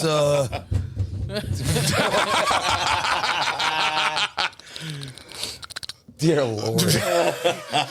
Chase, who's yours? I got to go with Monk, too. Oh, damn. Everybody loves Monk. Well, and he doesn't have a whole lot of screen time either, but it's his presence thereof. Screen time he does have is dude, powerful. it's fucking powerful. Yeah. Like, very first thing he shows up. Yeah, I got 44 fucking notches. Okay. All right. Somebody means business. You better run He the didn't have block. 44 when he first showed up. Was it like 37? I forget exactly how many, but he added notches during that battle, and throughout the years that separated it. He had 44 at the time of when Bill fucking then picked up the shillelagh and crossed his own little notch. Yeah. Oh, so he had 45 when Bill notched it in. No, Bill made it 45. Yeah. Okay. Yeah. But again, like I said, he's just like you said, rather, Ragnar. It's every time he was on screen was very powerful. Even when he goes to. I loved how he said that. Basically, when he was the sheriff, can I say what I want? And that's Amsterdam. That's why I picked you. Exactly. Which I thought was really cool how he did that. And so he'd be speaking for the Irishman. But even on that opening scene when after the priest falls and he goes to rummage his pockets and he was right. It's maybe a bit indelicate, but it is fair. Yeah. And that's exactly what he plays by. He plays by the fair laws. Yep. Set in place by the common man, not necessarily, the legal laws. Just like, personally, I think that applies more so or should apply more so in common day. The laws of the common man should be the ones respected. Lenny? For me, I got to say, Amsterdam. He was pretty much right out the gate. Like he's very he was very, very good at adapt and overcome. I thought you said side character. I mean, no, that side other than Bill. Other than Bill. Is how he paraphrased it. Yeah, no, I said side character because I figure a lot of people would pick Bill, and I said a side character other than Bill because really he's like the main. So Amsterdam is not a side character in any way. What I mean is like he is a main. I meant anybody other than Bill. That's what I was saying. Any other character other than Bill. Using the word side, you are okay. Well, then I'm wrong on the side character. So yeah, way to fucking go. Oh, well, you know, And I'm I just would have fucking picked things Amsterdam. So Amsterdam, I like it. Stop trying to take my shit. I'm ruining my own show. I would go with Amsterdam because he was, like I said, he was very good at adapt and overcome. He was very good at kind of doing the whole chameleon thing. Like, yeah, he seemed like he. You feel like he was smart? I think he was. I think it was a combination of his wit and right place at the right time. Because I felt like he made a lot of mistakes. That's the only problem. He would make mistakes, but then he was very quick to like see the mistake and then calculate the correct response and fix it. Yeah. Without like even really missing a beat. Because he's the one who brought back the dead rabbits, because the dead rabbits were outlawed, and the fact that he brought him up after he got punished by basically Bill the Butcher, getting scarred on the face. Well, see, and that's the whole significance of that, I think, is that he goes from being like way up high society, basically right hand man to Bill the Butcher, fucking live in high society as like the VP. Yeah. And then he goes from that to absolute ground fucking zero. He's scum. Fucking no one wants to look at him or talk to him or whatever. And then being put in that position, he still managed to climb back up and rise up to something great. Yeah. Even after that. So, I mean, I had a lot of respect for that character. The cool thing about Amsterdam is that the person that actually recommended to Marty Leonardo, because this is actually the first of 5 collaborations that he has done with Martin Scorsese, of course, he's done Gangs of New York, he's done The Aviator, he did The Wolf of Wall Street, Shutter Island, The Departed, and then the upcoming Flowers of the Stu, do you remember the movie The Flowers of the Moon or something like that? It's the new movie from Martin Scorsese that's going to have Robert De Niro and I'm blanking on the title. Killers of the Flower Moon. Killers of the Flower Moon. That's what it is. Yeah. But the fact is that Robert De Niro is the one who recommended him because they worked together on This Boy's Life, and he said that this kid has got is a good little actor. He's going to go somewhere. And then Scorsese saw him in What's Eating Gilbert Grape, and then that's how he got Leonardo DiCaprio, and then it just started this whole collaboration with them together. And I mean, do you guys believe that Leonardo DiCaprio That's how. What? From Eating Gilbert Grape. I said the same thing. He's amazing in that movie. I said the same thing. What's Eating Gilbert Grape is a good movie. But no, his acting, okay, his acting chops, not the type of character he played. I know where you're going at. I know where you're going at, but it's more of his acting chops. You're a great actor. You'll fit this role. You got to watch this kid make fun of mentally challenged people. It's hilarious.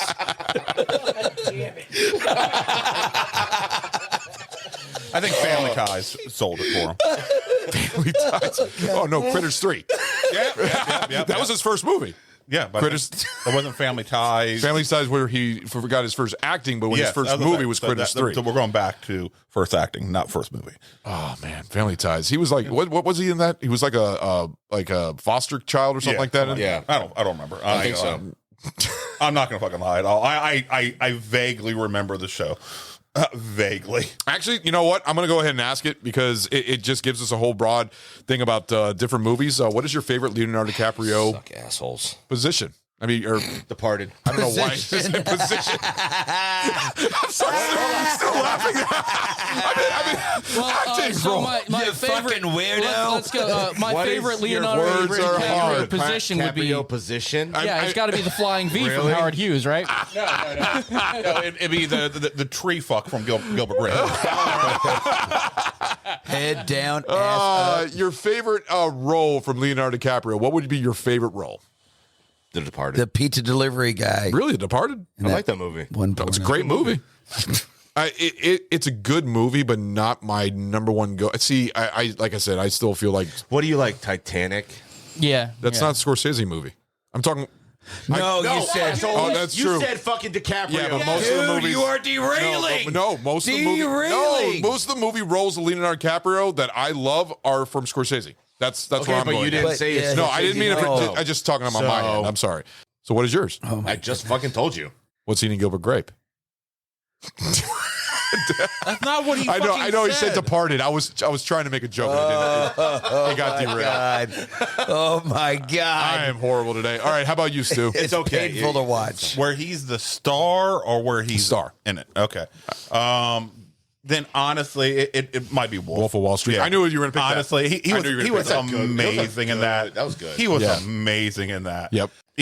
Even the scene where he's so high on the fucking ludes and he's doing all this shit and he's just rolling down the fucking stairs. All right, When he's It's like amazing. just crawling out of the Lambo. Yes. Yeah. All right. Just that the way that played worked so well. But no, yeah, I would probably say that was probably my favorite starring role of Leo. Chase, how about you? The Revenant. Oh, he was amazing in Oh that. fuck! I forgot about that. He was amazing in that. Raped by the bear. Fuck yeah! It was goddamn it. I fucking love that scene. I watch it on repeat when it's late at night. Oh man, that's a good one. No. There's so many Yeah, good roles. that's for him. that's a fantastic fucking That's a movie. great fucking Yeah. movie. All right, how about you, Lenny? Attention, bear fucker. Honestly, man, I'm gonna go with Shutter Island. Really? That's a really good. Dude, That's a fantastic that one is one, too. fucking good. It is really good, and it really shows some very strong emotion. The story is incredibly intriguing. It has a fucking awesome, badass ending. Like, yeah, it's definitely one of my favorites that he's ever done. See, his is so hard because Revenant. Not to interrupt, but I will say like a close second, but he's not like necessarily the starring role, would be Django. As Calvin Candy? Yeah, dude. No, he did play a good. Yeah. That was good That acting was right fucking there. phenomenal.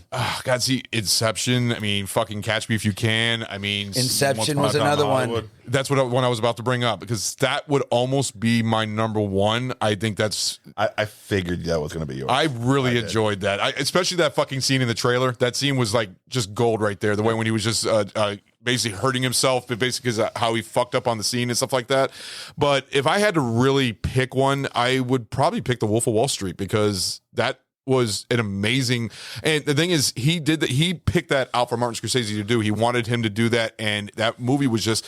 It was comedy. It was serious. It was entertaining. It was like Goodfellas, but so I don't know. What would you say, Stu? I mean, you feel like that's almost comparable. Like we talked about that, how Wolf of Wall Street, Casino, and Goodfellas are the same, and that is close to it. Yeah. No, it is one of Scorsese's and obviously Leonardo's finest works. Yeah. And it's crude, it's crass, but one thing it talks about the human condition. It does a great job of showing the human condition and everything they're going through in a much more hyped up, fucked up way than we're used to seeing from Scorsese type films and from Leo even at that point. So let's talk about Cameron Diaz again. So Cameron, this is the thing. She was dog shit. Well, her performance as an Irish immigrant. The red hair looked great on it. Fuckable. She but looked was great. dog shit. Yeah.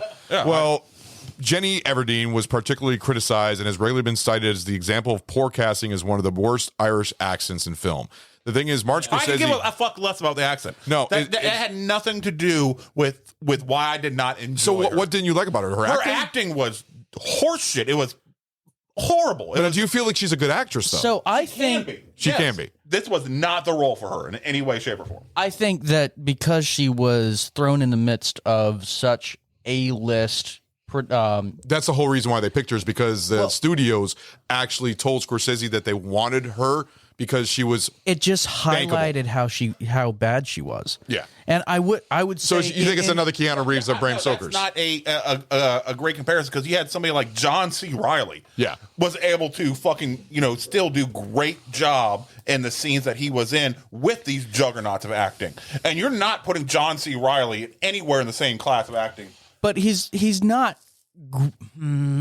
I wouldn't say he's a bad actor though. Well, no, John C. Reilly's not a bad actor. Is a bad actor or a bad actress. I wouldn't say that at all. But she was dog shit in this one. So if you were to see somebody else do the role, who do you think would have been a better actress? Because you feel like she's almost like the Keanu Reeves of Bram Stoker's Dracula. Who else did they want? That I didn't look up. I actually. What the fuck? He just hit his knee. You're right, man. All right. That caught me off guard. I was like, what? Just because I can believe her being able to play the skill Helen Bonham Carter at the time. You know what? I would have feel- rather seen her as Hellcat Maggie. Yeah. But Hellcat Maggie, I thought would have been a waste of a role for her because it was such a small role. But I'm trying to figure out an actress that would have worked in early 2000s to have been young, hot, and have good acting abilities.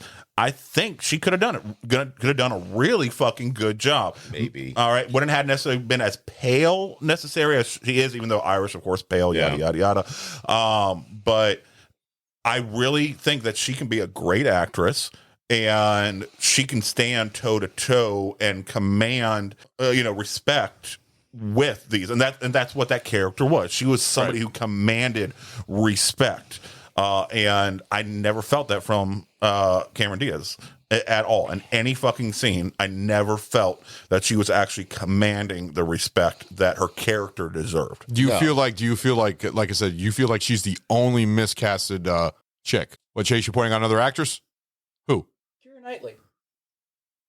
I think she would have done better, definitely done better than Cameron Diaz. Really? Yeah. Yeah, I agree.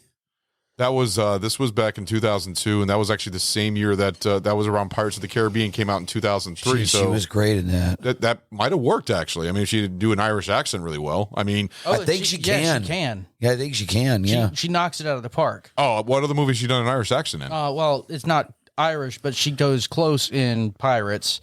I mean, that's just a small shift of the tongue to Well, that's change more that British. to Irish. Yeah, that's what I meant. Yeah. It's not exactly Irish, but it's a close. but usually, like someone who is good with or grew up with a British accent is usually able to do an Irish accent. You found out who was another one? Natalie Portman. Yes. Yeah, That could work. that would have worked too. She would have been about 20 years old at that time. We know she can do an accent, obviously. Yeah.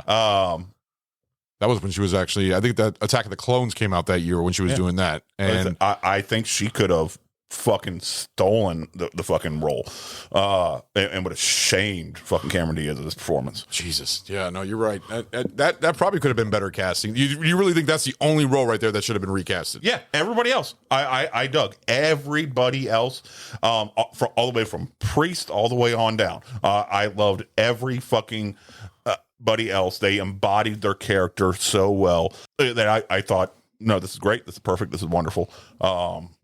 Yeah, so I thought Cameron Diaz is the shining pimple on the face of this fucking shiny pimple on the face.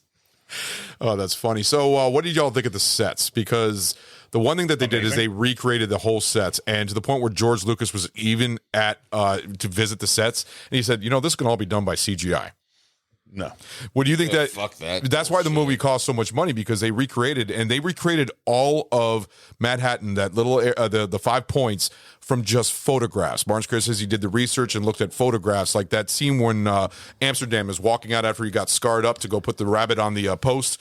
That's actually a picture, and it's like a splitting image. If you look at the picture from back then and look at that scene, everything's exactly. And everything felt right. It felt, like, if they had done CGI, it would have been a mistake because it wouldn't have the texture and the feel. Oh, it felt real. That's what I loved about it. They had the right coloration. Everything just puts you in that time period so goddamn well. This movie would have fucking bombed. I think if they went CGI, they skipped out on the fucking budget. Well, you'd be able to tell the difference. Yeah, The city itself was as much of a character as anybody else in this whole film. Oh, absolutely. Yeah, and they built this in, I believe they built this in Rome, too. I mean, this was actually over in Europe that they did this. And really?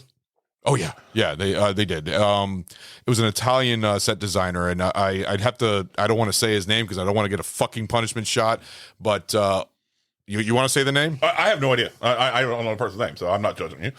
I don't know who the fuck it is. So Dante Ferretti is the one who did the set design, and actually on the special features, there's actually a whole 20-minute scene where Scorsese and him are walking through the sets on this. It's fucking beautiful. I mean, they created everything: the bar, the fucking pits where they had the dogs going against the rats, the fucking the brewery, the. I tell you what, I adored the roots growing over the bar. Oh, down in the bottom of the bar. Oh my god! That shit was fucking awesome. Yeah, that was a so badass real. bar. Absolutely. If I ever Would you ever want to go find sit in a bar? Would you ever go to a bar like that? Oh my Fuck god! yeah. And go have a Fuck beer. yes. Fuck yeah! It's a nice one. If I ever find a tavern like that, We go ahead and just tear up your shit, plant a tree on in your fucking living room, have the roots coming down. I love that taverny like sassafras so old we can school cut bits bar off and put it in vibe. drinks. Fucking dirt and dust and oh man, whiskey out of a Why dirty do glass. Why do we like dirty shit? Because it just looks better. Yeah, it does. It does. It looks way cooler. Just make sure you don't get Frenchified. That explains my taste. Frenchified? Frenchified. What? Where the fuck are you referencing Frenchified? You don't remember when Danny Day-Lewis, fracka. when the politician was down in the bar when they're all the prostitutes and everything else? Oh yeah, that's right. Stay away from her. She goes Good Frenchified. pull. Yeah, because Yeah. the whole ordeal about getting that's actually meaning not getting any disease and stuff like that. Yeah. Basically, a dirty girl. Yeah. Yeah. So yeah, Good pull. I completely forgot about that. Yeah. Actually, Jim Broadbent is the politician. What did you think of him? Amazing. That was a good role. That's what I said. He was a Everybody. good politician. Huh? He was a good politician then. But it showed how much politicians did not care. All they care was about the votes, just like Yep. they were trying to get the Irish. Now, that's actually And something how to bring many up. times are you going to send Yeah. the same Oh, we're- fucking people through for votes? Yeah, we're burying a lot of votes today. Yeah, like that scene where he just says, no, we're burying a lot of votes today. Lost a lot of votes, but also Exactly. that's actually the scene when you wanted to. I remember we were talking about that on our break. The whole ordeal with the Irish ships coming in and the people lining off the ship, and they just throwing rocks at the women and stuff like that. That was fucked up. But that then you actually see, upset then you me. see them coming off the boats, and then you see them enlisting soldiers. Says, "Fight for your country, be a citizen," and it's that whole. It's a beautiful scene because it's got that music, and it's just the camera's going all the way. They're getting ready for war. They're about to get the soldier outfits. 3 meals a day. They're getting on the boat, and then you see coffins being dropped off another boat of the soldiers coming back from war. I mean, what did you think of that whole scene right there? It made sense. That's all in one scene. Yeah. That was right. It showed everything that's going on, and showing the bigger picture that's going on outside of this tiny little 5-street borough at the time. There's a real shit going on in the heartbeat of that city. Yeah, and I will say that I can't think of a better physical representation of the whole term of like being thrown into the machine. Yep. It's just like it literally, it's what it looked like, almost like a conveyor belt. It's like, alive people in, dead people out, and we just keep rotating them through. It was efficient. Yeah, it was efficient, but it also was like, God damn, like it's like really fucking That's sucked. what it needed to be. And that's why the draft had to come around, because there were were so losing many casualties. bodies. They had to get to that point. They had to keep feeding the machine. Yep. And they couldn't rely on just the immigrants anymore. They're like, no, now everybody's got to fucking start throwing in, and we're not getting enough volunteers. And so the draft had to happen.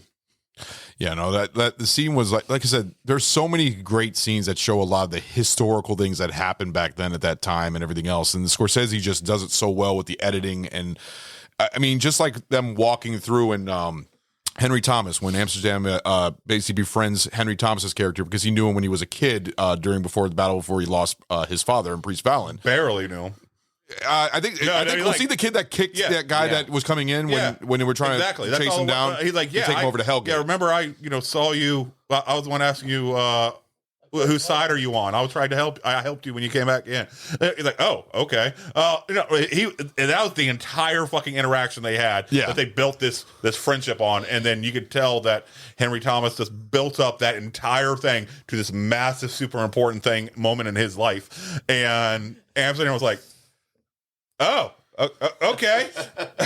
Like, why are you guys like? How do you guys know each other? Oh, no, I smacked a dude in the shin with a shovel 15 years ago. And what? But that scene altogether, when they're walking, and then Henry Thomas's character is explaining about all the different gangs.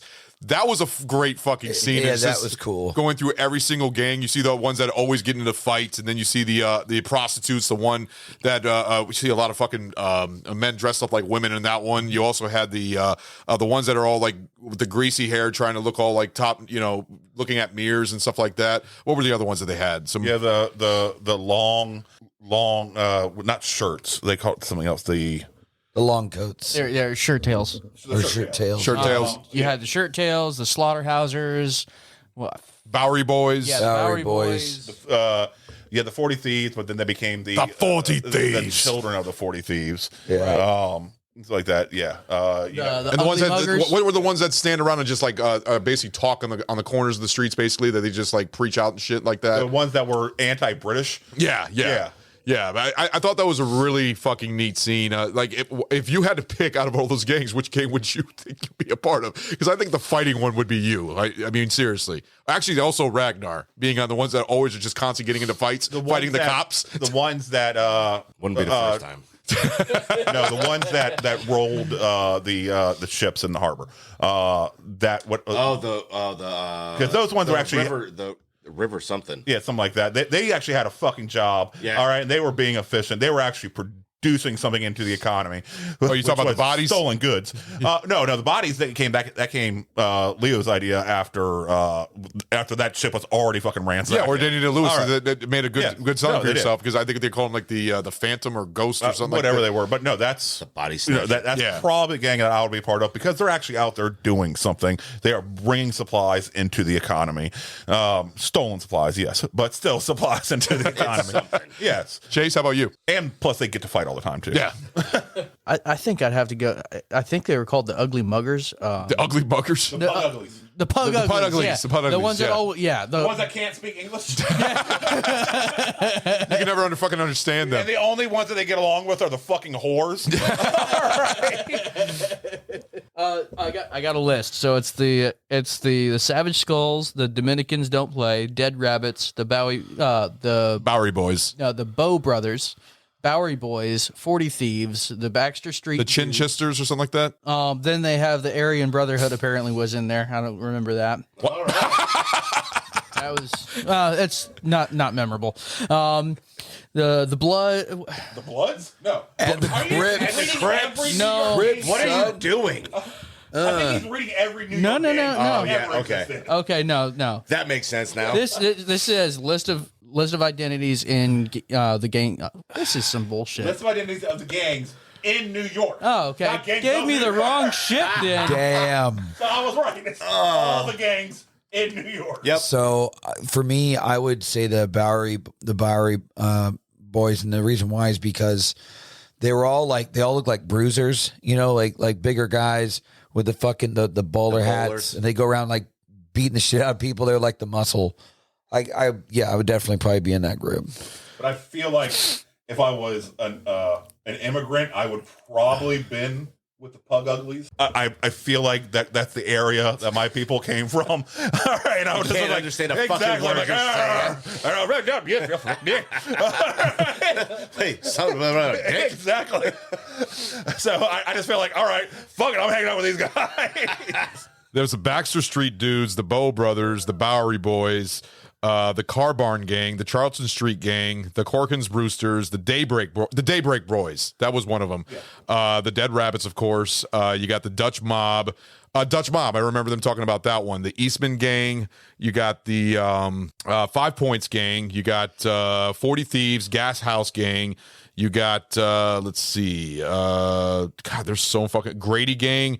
Hell's Kitchen Gang, the Hook Gang, the Hudson Dusters, the Humpty Jackson Gang, the Italian Dave Gang, the Jimmy Curley Gang, the Lenox Avenue Gang, the Leslie Gang. God damn, there's the Little Augies, the Mandalum Gang. It just keeps going on. That's a lot for one borough. Yeah. Because that's all this was Slaughterhouse Gang. I remember the Slaughterhouse borough Gang of New York, just Manhattan. All those gangs were fighting for territory in that tiny the little five. No, they were the 5 points. It was still referencing where the five. That's what I was talking about. Yeah, no, but it was only one borough. Yeah. All right. Yeah. This isn't like including like Bronx or anything like that. No, this is just fucking Manhattan.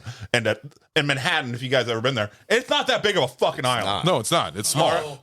I've been there once. And the thing, they had all these motherfuckers running different schemes, which it may have been different it necessarily isn't necessarily territory based, but they had their own jobs. Yeah. You know, like the ones that were on the river, that's what they did. Nobody else fucked with the goddamn river. That's what their job was. You had the fucking whores that would kill the Johns. Yep. That's what their fucking, job. All right. You had the Pug Uglies who just wanted to fight fucking everybody because they were so angry. And they loved couldn't fighting understand cops. them. Yeah. Well, they were angry because nobody understood. Exactly. Yeah, exactly. Why don't you fucking listen and understand what I'm talking about? English. No, you're not. Do you understand the words that are coming out of my mouth? So You were so close to sounding just like that. exciting news in reference to searching all this. I already know about the miniseries. Okay. Oh no, I mean the series that has this been was- greenlighted. Yeah. Yeah, I actually read, I was going to bring that up later at the end of the episode, but since it's already up, Martin Scorsese is even going to direct the first 2 episodes, but it hasn't been greenlit yet. That's the only thing. As of 2 days ago, project by Miramax. Because they actually tried to do this before and it got canceled, and now they're trying to bring it back. So I am extreme, and they're not bringing any of the characters from the movie. This is going to be like basically like a series that takes place about the gangs and everything else. Would you guys watch that though? Fuck yes. Yeah. Oh yeah, dude. Absolutely. I'd watch the first couple. So- see how it goes. Yeah. I feel like we almost already had it with Peaky Blinders. See, I haven't watched Peaky Blinders yet. That's serious. Is it a good? I never had a chance. I really It's feel really like fucking it's good. I know. No, I've seen scenes from it, Peaky and it Blinders looks good. happened a little bit after this. Yeah. Is that American or British? British. Yeah, It's British, so it doesn't take place in America. Yeah, Peaky Blinders is set like in 1910s, 1920s. It starts All right. in the early In London? 1900s, and it goes to Birmingham, England. World War II. So you don't think that would work out for like something that takes place in New York? The time has already happened. I really do. I feel like who are they going to redo as Bill the Butcher that we're not going to immediately? See, I don't even think it's going to have Bill the Butcher. I Yeah. think they're going to completely So they're just make gonna a whole new. Yeah, they're just going to be focusing on some street gang level shit in a big city. It could have intriguing All right? stories. I And mean, you what do add you that think? with This is like the Peaky early Blinders. mob. This is the All early right. mobsters. So I Well, mean, you had it with Peaky Blinders. That's why I want to watch the show. I've heard good things about it, and I sometime am going to It is sit a great- down and it's a watch great it. Show, great show. But that's why I'm just hesitant. I'm like I feel that Boardwalk Empire too. yeah, and that was already done Americanized. Because that's around the whole prohibition. Yeah. So I don't know. Yeah. I don't know. I'm going to give it a shot, obviously. Oh yeah. Well, especially if it's directed by because that's the thing. Scorsese has directed. He directed the first episode of Boardwalk Empire. He also directed the first episode of Vinyl, which I actually love that show, and I was so mad that they canceled it. I don't know if you guys have seen that. You remember Vinyl? I remember it. It came out on HBO, and actually was a good series. But Scorsese and his directing, it never goes wrong in my opinion. I don't think it's. I don't think it's going to be anything memorable. I hope to be wrong, but I don't think it'll be anything memorable. Like I said, it hasn't been greenlit yet. It was just, like I said, it was kind of funny because I was telling Lenny when we were talking about doing this movie, you were fucking falling asleep almost, man. No, I'm not. I'm fully awake. What are you talking about? You're stoned as fuck. No, I'm not. I've been drinking. What are you talking about? No, I do need I'm going to get some caffeine in a minute. I'm getting sleepy, but I'm fine. You want a shot of penicillin? I really don't. Oh, we still have another show to do after this. I don't want any of your suppositories, all right? All right. Whoa. You can take it orally if you want. So, sweet Jesus. Or just rub it into your face. Ow. You know that scene when Cameron Diaz picks out Leonardo DiCaprio for that whole dancing sequence, and you see the girls in line, you see the two guys. And she whips his cock out and rubs it all over her face. What the fuck? And they get some hair gel. But you see the pastor saying that service is in, and then Leo says this. Regular services are held at the church at 6 and 8. Go to hell. Go to hell. Just walks off. No, I mean he was raised under a Christian reformatory, basically, and that's why he has more. So that's why his Irish back. accent's a little American. Yeah, he just immediately turns his back on that as soon as he walks out of. Well, he throws the Bible out. You see the Bible landing in the water. But I mean, I can understand imagining what that reformatory was like. Yeah, and just having that beaten into your head. And he did nothing wrong. 16 years to get thrown in there for that fucking long time. He just happened to be a fucking orphan. Yeah. All right. And so I could understand him immediately just telling the priest to fuck off. Yeah. So, any other things that you all want to bring up that you want to talk about in this movie? Because there's so much in this movie. Is there anything that you think is a good standout to talk about? Do you guys sympathize with Johnny? I felt sorry for him, but in a way, he turned his back on Amsterdam. Fuck him. He turned his back on Amsterdam. Yeah, fuck him. And all over a slit that didn't even give him the fucking time of day. All right, so no. Yeah, even if Leonardo DiCaprio's character hadn't come along, she wasn't gonna fuck that guy. No. Well, yeah, he brought the little fucking music box and was thinking that was gonna win her heart and stuff like that. That didn't happen. He's a fucking twerp. No, fuck him. Actually, that's another great thing about the Chinese theater, about the whole that whole scene right there. What did you all think of that? This is American. Just the way that how patriotic, but also that he does this Doing drink. it in an Asian theater. This is America. Enough of this heathen music. That's what he said. What is it? Enough of this heathen music. This is America, or something like that. The drink that he's going to drink. All it is a high proof alcohol that you light on fire. Okay, but it looked like he was going to drink it while it was on fire. Yeah. I mean, well, that's fine. See, I've never done that before. Yeah, the second you close it up and it burns off the oxygen, the fire extinguishes. All right, you're not feeding it anymore. Oh, okay. Yeah, as long as it doesn't get all over your face and in your beard and you know. Like you might be a little dangerous for her. Just saying. Might be a little dangerous. No, my beard will light on fire. You'd go from the bearded one to the chemo patient real fucking quick. Yeah. No, but I do. Jesus Christ. I do agree with you though that Jack turned his he turned his back. Haven't on we Amsterdam. done flaming shots on this show before? Yeah. Well, we never drank it with the. No, we put them out before we drank it. Yeah. Okay. We're not. We did it. Hazards. Blazing Saddles. Okay. It was Blazing Saddles, I believe, that we did it for. Was it? We did Yeah. for Big Trouble Little Giant. No. What? We never did that. Big Trouble. No, we didn't. Nothing but trouble. Not been done yet. Nothing but trouble. There we go. Different trouble movie. No, I think it was a flaming drink, but we had a hard time lighting it because you didn't put enough of your stuff in it or something like that. I remember that. Sure, it was Blazing Saddles. I don't feel like it was Blazing Saddles. Yeah, blazing. I remember the drink. I understand that, but I don't remember making a fire shot ever. I could be wrong. We've done. We enough. did. I did because I have a picture of it. Enough on this show, but I don't feel like that's I've ever introduced fire into the show. Yeah, you did. We've done it twice. We've done it that and Nothing But Trouble. I don't remember. Nothing But Trouble was also the same thing. What had sparks and everything. But that wasn't me. Like I said, that wasn't me. But no, the Blazing Saddles was you, and I remember that it was I don't remember the drink it was, but I remember we took a picture of it and it had a nice flame on it and everything else. But Lenny, what are some great things that you love about this movie? I'm honestly just the fact that almost every other thing that Bill says, he instantly captivates you and you like listen very carefully. And the whole interaction with him in Amsterdam and how their relationship quickly evolves is really, really cool. I think a particularly awesome scene is when one was when he gave him the meat for his eye after kicking that dude's ass. Yeah. And the other one was when randomly he's sitting there, he's butchering that meat and he's giving it to like the community, which I thought was fucking cool. Like, and it's like a little thing that if you're not paying attention, you don't even think about it, but he's like feeding the poor. You know what I mean?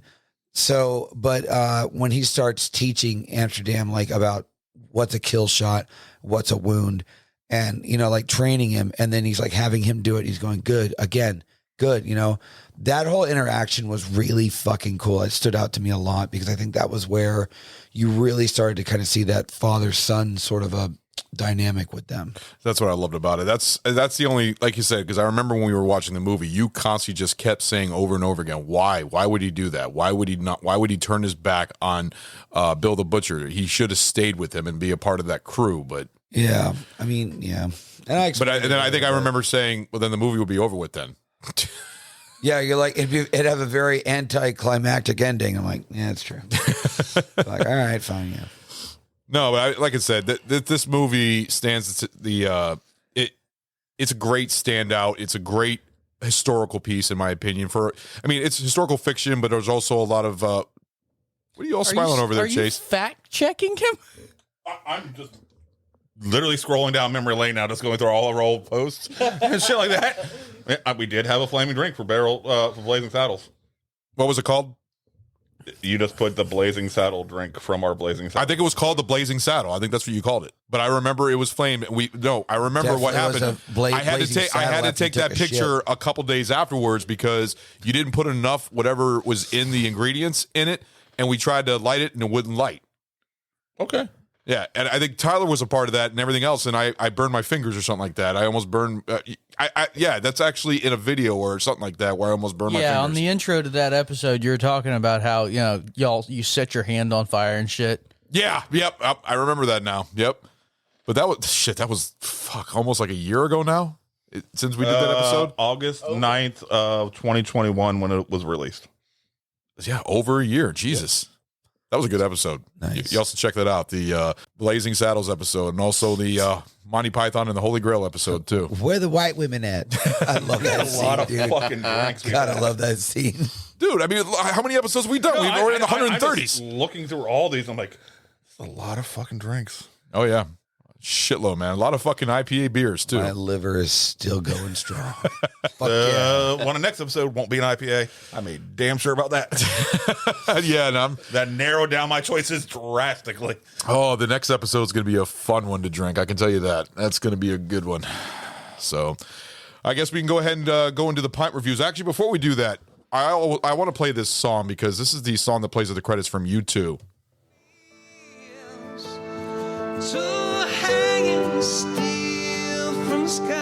So what do y'all think of this song? Do you feel like it's very patriotic? It shows like America basically was built from the people back then, basically how our... I mean, what do you think of this song?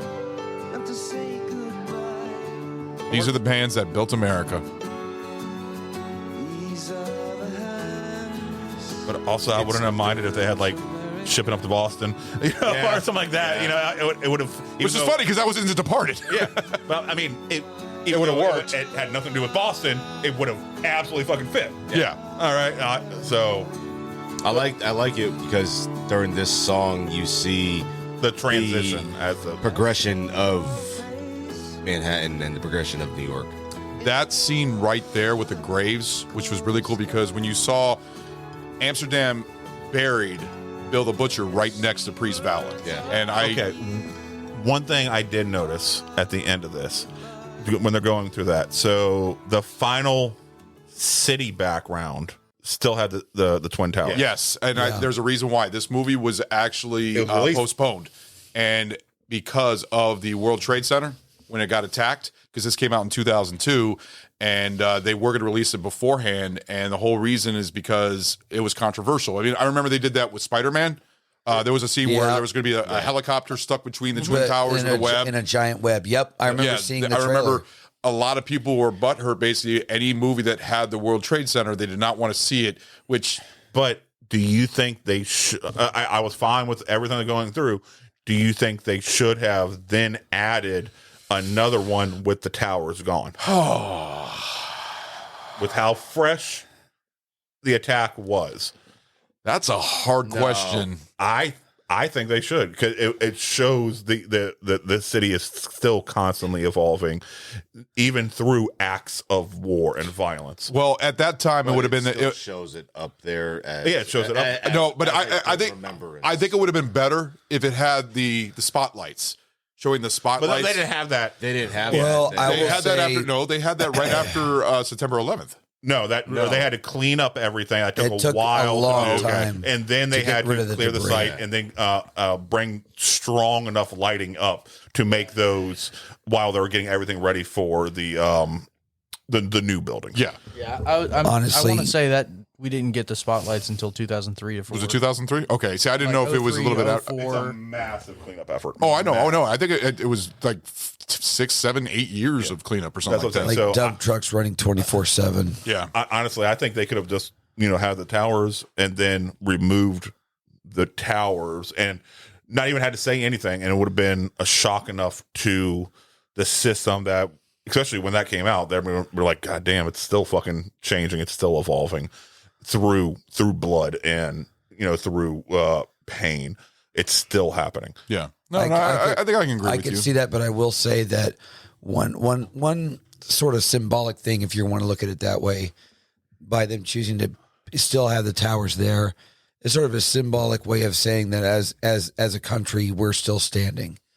You know, like you haven't knocked us down. We're still here, and we're still thriving, and we're still doing what we're doing. Yeah. So I mean, maybe they were going for like something like that symbolically. It's possible. Yeah. All right. So the tribute in light was first debuted on March 11th of 2002. Well, this came out in December of 2002. They could have lights. Yeah. Okay. That's so. Yeah. That's but the movie was already done. Yeah, but I mean, Yeah, they could so, have easily, you know, between it was delayed March for like a to year, I believe. December. I mean, there's still films that are coming out now that within a few weeks they're still making minor. No, I know. Yeah, so that would have just been a minor thing. The other way they could have done is stopped it right before the towers got put up, because that was literally the last thing that happened. Yeah, was the towers going up. So they could have stopped it right before the towers going up and not addressed the issue either way. Yeah, you know, and that would be another way I thought that he could have done it with tact. So y'all agree that they should have had the towers in there? I mean, the tower's gone. I mean, I feel they should have. It seems like No, I think Lenny. it was perfectly fine having him in there. I do too. It's just a Yeah. Chase. What? What? Because we're waiting on your opinion. I think it was good to have him. And while I understand that the symbolism of also showing them gone would have been, you know, you're right. It's a show that it is an ever evolving landscape. Yeah. At the same time, at that particular moment when this was released, it was too fresh, and I think it would honestly have more than likely killed the ratings for this movie, just because it would at that point just been one more memory of the shit that we had just gone through and what so many people had just so recently still been grieving. And when they go to a movie like this, they're coming for an escape. That's what movies are. Yeah. And suddenly they're not getting that anymore, because you had the vast effect of 9/11 was until, you know, probably 2005. Yeah. You know, it was still very fresh. I think it's still, I feel like it's still fresh, hard even today. but it was an almost everyday mention, I would say, up until 2004 or 2005. But in December, we were 6 months removed from the mission accomplished, you know, speech. We were only 6 months away from that. So we were still super pro-America, pro-war. I hate to say that. Yeah. But that's the mentality that was still going on. And so I like I said, I personally, and I would, you know, I did my time, served, you know, my country and shit like that, and was affected by 9/11. I personally would have appreciated seeing that. I thought that would have been, like I said, in my feel, it would have spoke to what is continuing to happen, and the city is constantly, you know, ending and being reborn. Yeah. You know, one icon drops, something else will eventually rise. Yeah. No matter what. And right now we may be in a moment of down, but we are going to have a moment of up around the corner. Yeah. No, I agree. So I thought it would have been fine. All right, well, let's go ahead and go into our pint reviews. Oh, go ahead, Chase. No, I was just saying, no, he has a fair point. I agree with him, yeah. Let's go ahead and go to our pint reviews. We're going to start with Ragnar first. All right. So I love Tom Lennon in this movie. I think that he played an excellent fucking role amongst all the other ones. Yeah. What the fuck? That's your whole review. That's my whole review. What the fuck? Your pint fucking reviews. What the fuck? That was great.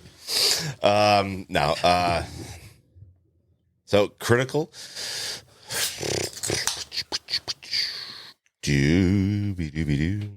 give it a 4. Give it a good 4. You know, aside from Cameron Diaz, horribleness in this fucking movie. Yeah, I think it told a really good story. I'd be interested to see the comparison though in between the book and this itself to see. You heard that too, didn't you? I did. I did. ignoring Chase is looking at me like, you want to call it? You can call it. Yeah, no, just keep smacking in the mic. Yes, I'm calling it. Fine, call it. Oh, he calls it. You called it. Yeah. You called it. Go ahead. I call a vote on Lenny over here unwrapping my snack. Everyone eats during the show. I honestly didn't hear it. I vote nay. If I heard What do you it, I'd mean call you it. vote nay? You and I were both staring at him. I stared at him, but then I stared at you, and you were like, "I knew something's up with that. You're about to call a vote." So And I was going to let you honestly, do with I it. have to say no, just 'cause I didn't hear it. In all honesty, I was doing research on other actors that were in that film, and I didn't catch anything. Till you guys were like, "Oh, did you hear? Oh, yeah, I heard it." No, it wasn't loud enough to be that bad. So I heard it outside of the. I couldn't tell if I was hearing it outside of the mic or in the headphones. That's nay. How about you, Ragnar? So do you want to rescind your? No, he's already done it. Okay, all right. So what? No. Got to spin the wheel. Lenny? I hope you get something yummy. What? I do. Yeah. Lenny, what? It doesn't matter what he votes. No, you're happy. Yeah. Well, yeah. You're a happy dude. Punishment shot. I'm just a happy dude. Punishment shot. So that is the raspberry liqueur. Yeah. It's yummy. It's raspberry. Delicious. Yes. Yay. You got something yummy. Fucking. Well, sometimes you pay the toll. Only reason I hear it is because I have one can off. I didn't hear it. I didn't hear it in the mic. I don't know because I didn't hear it in the headphones. I heard it outside. So Yeah. You were doing what? I'm trying to find Tom Lennon exactly he was. He's not in the fucking movie. But I wouldn't have been surprised if he was. Tom Lennon, I think, is amazing. He is. And it was pissing me off that fucking he didn't even catch it. Good job. I was like, was he one of the gang members? And that like a half a second scene that just blew by that I didn't catch. But no. He would have been in the booty shorts and the boots. He would have been one of the trannies. Yeah. He would have been one of the she's. Yep. Yeah. All right, Ragnar, you good with your what? Yeah. Yeah, you would finish it up. What was your enjoyment? I didn't hear your enjoyment because I didn't give it. Oh, okay. You're about to skip right over me. No, I was asking if you were going to finish it up. I didn't know if you finished it or not. So your enjoyment 4. You'll know when he finishes. So critical and enjoyment are both a 4. Yeah, it's a good movie. I mean, I don't really see much that would get changed. I think other than Cameron Diaz's recasting. Yeah. She wasn't good at it really. There may have been a couple scenes here and there which maybe could have got changed, but I think it's just very minimal, very minuscule. I think Amsterdam could have got his fucking the look of his face beaten up more from that, and the hot blade scarring his face instead of just like a light tan. Yeah. Mark.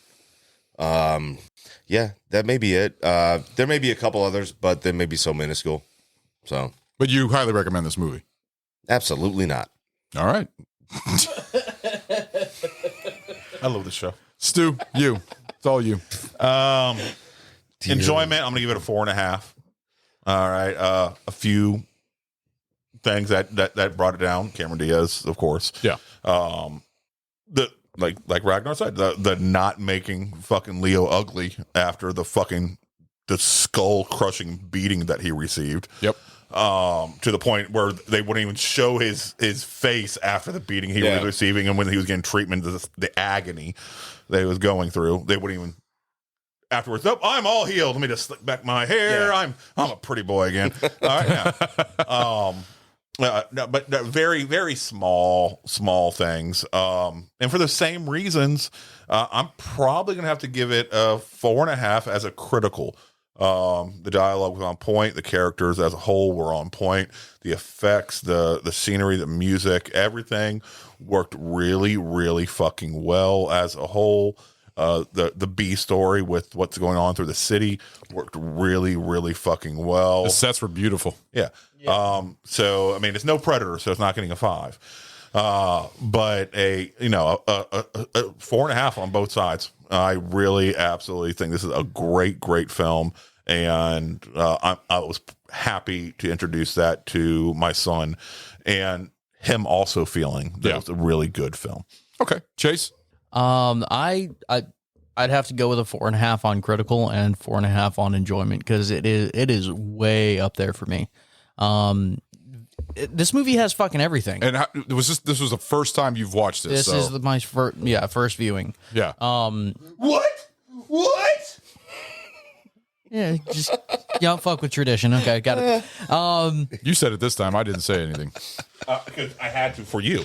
I didn't say it. I had to do the wrong line. Actually, a lot of people don't know about this film. I've asked a lot of people, you ever see Gangs of New York? I don't even know what that is. Seriously. I've never seen a gang member in New York City. But you haven't been fucking looking. No, but really, this has everything. This has gratuitous gore, good violence. I want to say gratuitous. I think it was all... No, I think it was you're right, realistic. you're right. I feel like it was realistic too. Yeah. It was, you have a good action sequences, you have romance, you have the drama and infiltration aspect. It has everything. Beautiful sets, fantastic costume department, very well done dialogue. I wouldn't really say that Cameron Diaz's character took me out of it all that much, but I did notice it. I agree with you. It didn't really bother me all that much. It didn't really take away from it. But I know where you're coming from when you are stating that,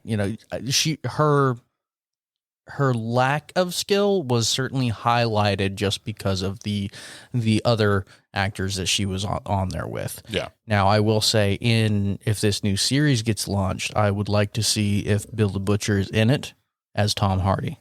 I think he would do a really good job. That'd be an interesting casting choice for him. He's in Peaky Blinders, isn't he? Yeah. Yeah. Isn't Tom Hardy in Peaky Blinders? Yeah. Yeah, but that show's over. Oh, I know, but I remember seeing a casting of him being in there. Really good job with that. Yeah. Okay. But yeah, 4 out of 4. 4 out of 4. Lenny? I don't think You're 4.5. Sorry. Huh? I don't think he's signed up for it. I don't think he would commit himself to be a main character for another show. No, I agree. I could see him pulling it off, though. Yeah. Yeah. Okay, so me, enjoyment wise, I'm going to give it a 5. It's one of my favorite movies of all time. Lenny said himself that I have to be on this episode. Like every scene, every little bit of dialogue was just extremely well done, in my opinion. And again, Cameron Diaz being a little less at the same caliber as the other people, I mean, it didn't really bother me that much. She's really nice to look at, so it's whatever. I don't really care. So yeah, 5 for sure. And then critically, again, 5. Honestly, I think that this film, had it not been up against the huge fucking heavy hitters that it was up against, I think Chicago, I think, was the one that won that year. Chicago. Yeah, I think they would have cleaned house. Like, it was fucking really well done. I feel like everyone really committed to their roles as whoever they were. They were believable in the roles that they were in. Even Cameron Diaz, her acting wasn't great, but she, the character she's playing is like this girl she's kind of smart, street smart, but she's also kind of ditzy because she's definitely one of those girls that has used her good looks to her advantage to get by. Yeah. Also fucking with Bill. Yeah, exactly. So, but yeah, critically, I'd give it a 5 as well. Like a 5 across the board. This movie is fucking brilliant. Yeah. All right, well, I'll go ahead and end our show with my critical and enjoyment, and I'm going to say this flat out: enjoyment is a 5. This is one of my favorite movies of all time. Like I said, I believe I saw it twice in the theater because I loved it so much, and it showed because I was more of a fan of Martin Scorsese before seeing Goodfellas and everything else. And then it got to the trend where I wanted to see almost every single Scorsese movie after that. And I enjoyed Leonardo DiCaprio's performance in this to the point where it showed how much of a good actor he really is. And also Daniel Day-Lewis. I thought that his acting as Bill the Butcher, to me, is one of the best acting roles of a lifetime. Yep. Yes, he's done other great roles. There Will Be Blood and Last of the Mohicans, Crucible, which I completely forgot about that one. He did really good in that movie. But this movie was just so, it's eye candy. It's fucking a beautiful movie. The scenes are brutal. It's to me, it's a very guys movie too, because it's, you know, with the gangs and everything else. Yeah. I felt that all the characters were just fun to watch. The way that the movie was edited, the way that it moved, it felt like it, even though it's 2 hours and 45 minutes, it went by really fast the way that it was done. I thought that it moved. It didn't drag. Nope. I didn't see really any dragging scenes. There was a couple scenes here and there that it dragged, but it wasn't like, you know, oh, this is boring. I'm not liking this. I love this movie. I recommend this movie. I have a fucking movie poster on my wall. I have fucking Bill the Butcher, a painting on my bar that I bought. Actually, my wife bought me for an anniversary gift because of how much I love that character so much. This movie, Enjoyment. And you immediately nutted over it. I did. I'm not going to lie. But Enjoyment 5. Critical 5. I'm sorry. To me, this is a 5. I think that Martin Scorsese. So this is as good as Predator to you? Shut the fuck up. But anyways, yes, it is. Oh wow. Okay. Critically, Okay. All right. See, we're gonna go about the whole. Everybody's going against Cameron Diaz. It didn't bother me much. I can understand that she's not the best actress in this movie, but her character didn't really bother me. She was barely in the movie as much as more of Daniel Day-Lewis and Leonardo DiCaprio's character. I mean, she was in the movie a lot, but it didn't. She probably had the third most amount of screen time, but it didn't put me off. It didn't bother me. That's the thing. I can understand. See, I thought you had an issue with the fucking accent, and I had a thing about that because fuck less about accent. But her acting wasn't bad. It wasn't horrible. It wasn't excellent, but it was mediocre. It was fine. It didn't bother me. I could see it being recasted to somebody else. Unless but your accent makes you sound like Leo from What's Eating Gilbert Grape, and that isn't what you're trying to go for. Oh, Jesus. All right? I could care less what you're trying to sound like. It doesn't fucking matter to me. Yeah. All right? No, but if you're going to be the number 3 in a film as broad as this, going with such great fucking, you know, skill level of actors as this, yeah, you need to be able to bring your fucking A game. Yeah. She didn't bring her fucking A game. I'm not saying she's a bad actress. I've enjoyed her in other fucking roles. So you gave her like a C instead of an A. Yeah, exactly. And because of that, that drastically drags down. Yeah. And when I see, like I said earlier, when somebody like John C. Reilly can still stand up and be recognized for, you know, his, you know, acting skills with the part that he had, and we can all agree, John C. Reilly, not known as a great fucking actor. All right, so you can't say that. Cameron Diaz should have been able to be better than what she put on film, and she wasn't. No, I understand what you're saying. Like I said, it didn't bother me as much. But the fact is that the movie is very entertaining. It keeps you in there. It keeps you wanting to know what happens.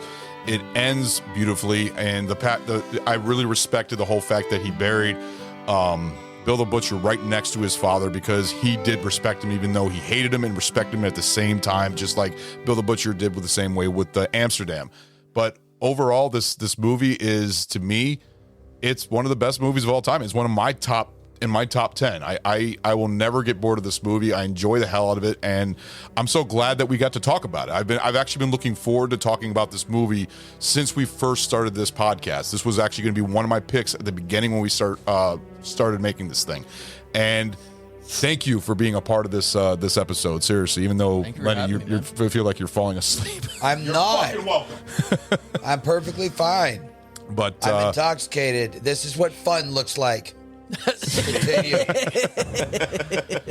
You know, for once I'm locked in and focused. This is fun at 40. You're sleeping. I'm looking right fucking at you. I'm sorry. Continue. Yes, great film. But overall, this is a great movie. And anyways, that's the end of our. Huh? Give it a 55. 55. 55. All right, guys, don't forget to go ahead and check out our Patreon at Barrel Aged Flicks, or visit the Den.show and check out some of our other associated podcasts out there. They got some great content. Deluxe Edition Network, man. They got some great fucking shows. Also, please check out the new Barrel Aged Chicks. Oh, yes. Oh, yeah. Please check that out. Yep. So it was good. Our wonderful, wonderful spouses, you know. They recorded their first episode tonight. They brought their A game. Yeah. Yes. I'll give it to them. Yeah. They put up with all of our horse shit every fucking day of the goddamn week. just for that fact alone, y'all should give them some love. Yes. They are going to be coming out with their shows in early January. I think the first week of January, their first show for the movie Legend will be dropping. And I listened to that show already by being a peanut gallery for that. And they did an excellent job. I'm looking forward to their other ones that they're doing. I think they're doing It. I believe they're also doing Rocky Horror Picture Show, Labyrinth. The they Dark got a Crystal. Dark Crystal. I think, Robin Hood Men in Tights. Oh, really? That's one of their picks. Oh, that's going to be a good one. I believe Yen is hosting that one. But yeah, definitely check them out. Have a thing for Carrie Yules. Yes, she does. Remember the Princess Bride episode. So definitely check them out. They're, like I said, they'll be dropping up in January 2023. So later, everybody. Hey guys, thank you for listening to our episode in our season 3 of Barrel Age Flicks. If you like our show, please leave a 5-star rating on Apple Podcasts and Spotify. Guys, this helps out enormously. Give us a follow on Instagram at Barrel Age Flicks Podcast. If you would like to send us a special film request, please contact us via Instagram and we will give you a personal shout out on the show. We are also on Facebook and Twitter. Our podcast is available on Apple Podcasts, Buzzsprout, Google Podcasts, Audible, Pocket Cast, Spotify, CastBox, iHeartRadio, and Pandora. Special thanks to Carl Casey at White Bat Audio on YouTube for his awesome music. This guy fucking rocks. Check him out. Want to give a shout out to Sammy, one of our guest hosts on the show who does our amazing album artwork. Thank you, Sammy. Our podcast only exists because of listeners like you. To find other great shows, head over to deluxeeditionnetwork.com. Hope you join us for our next episode. Later, guys.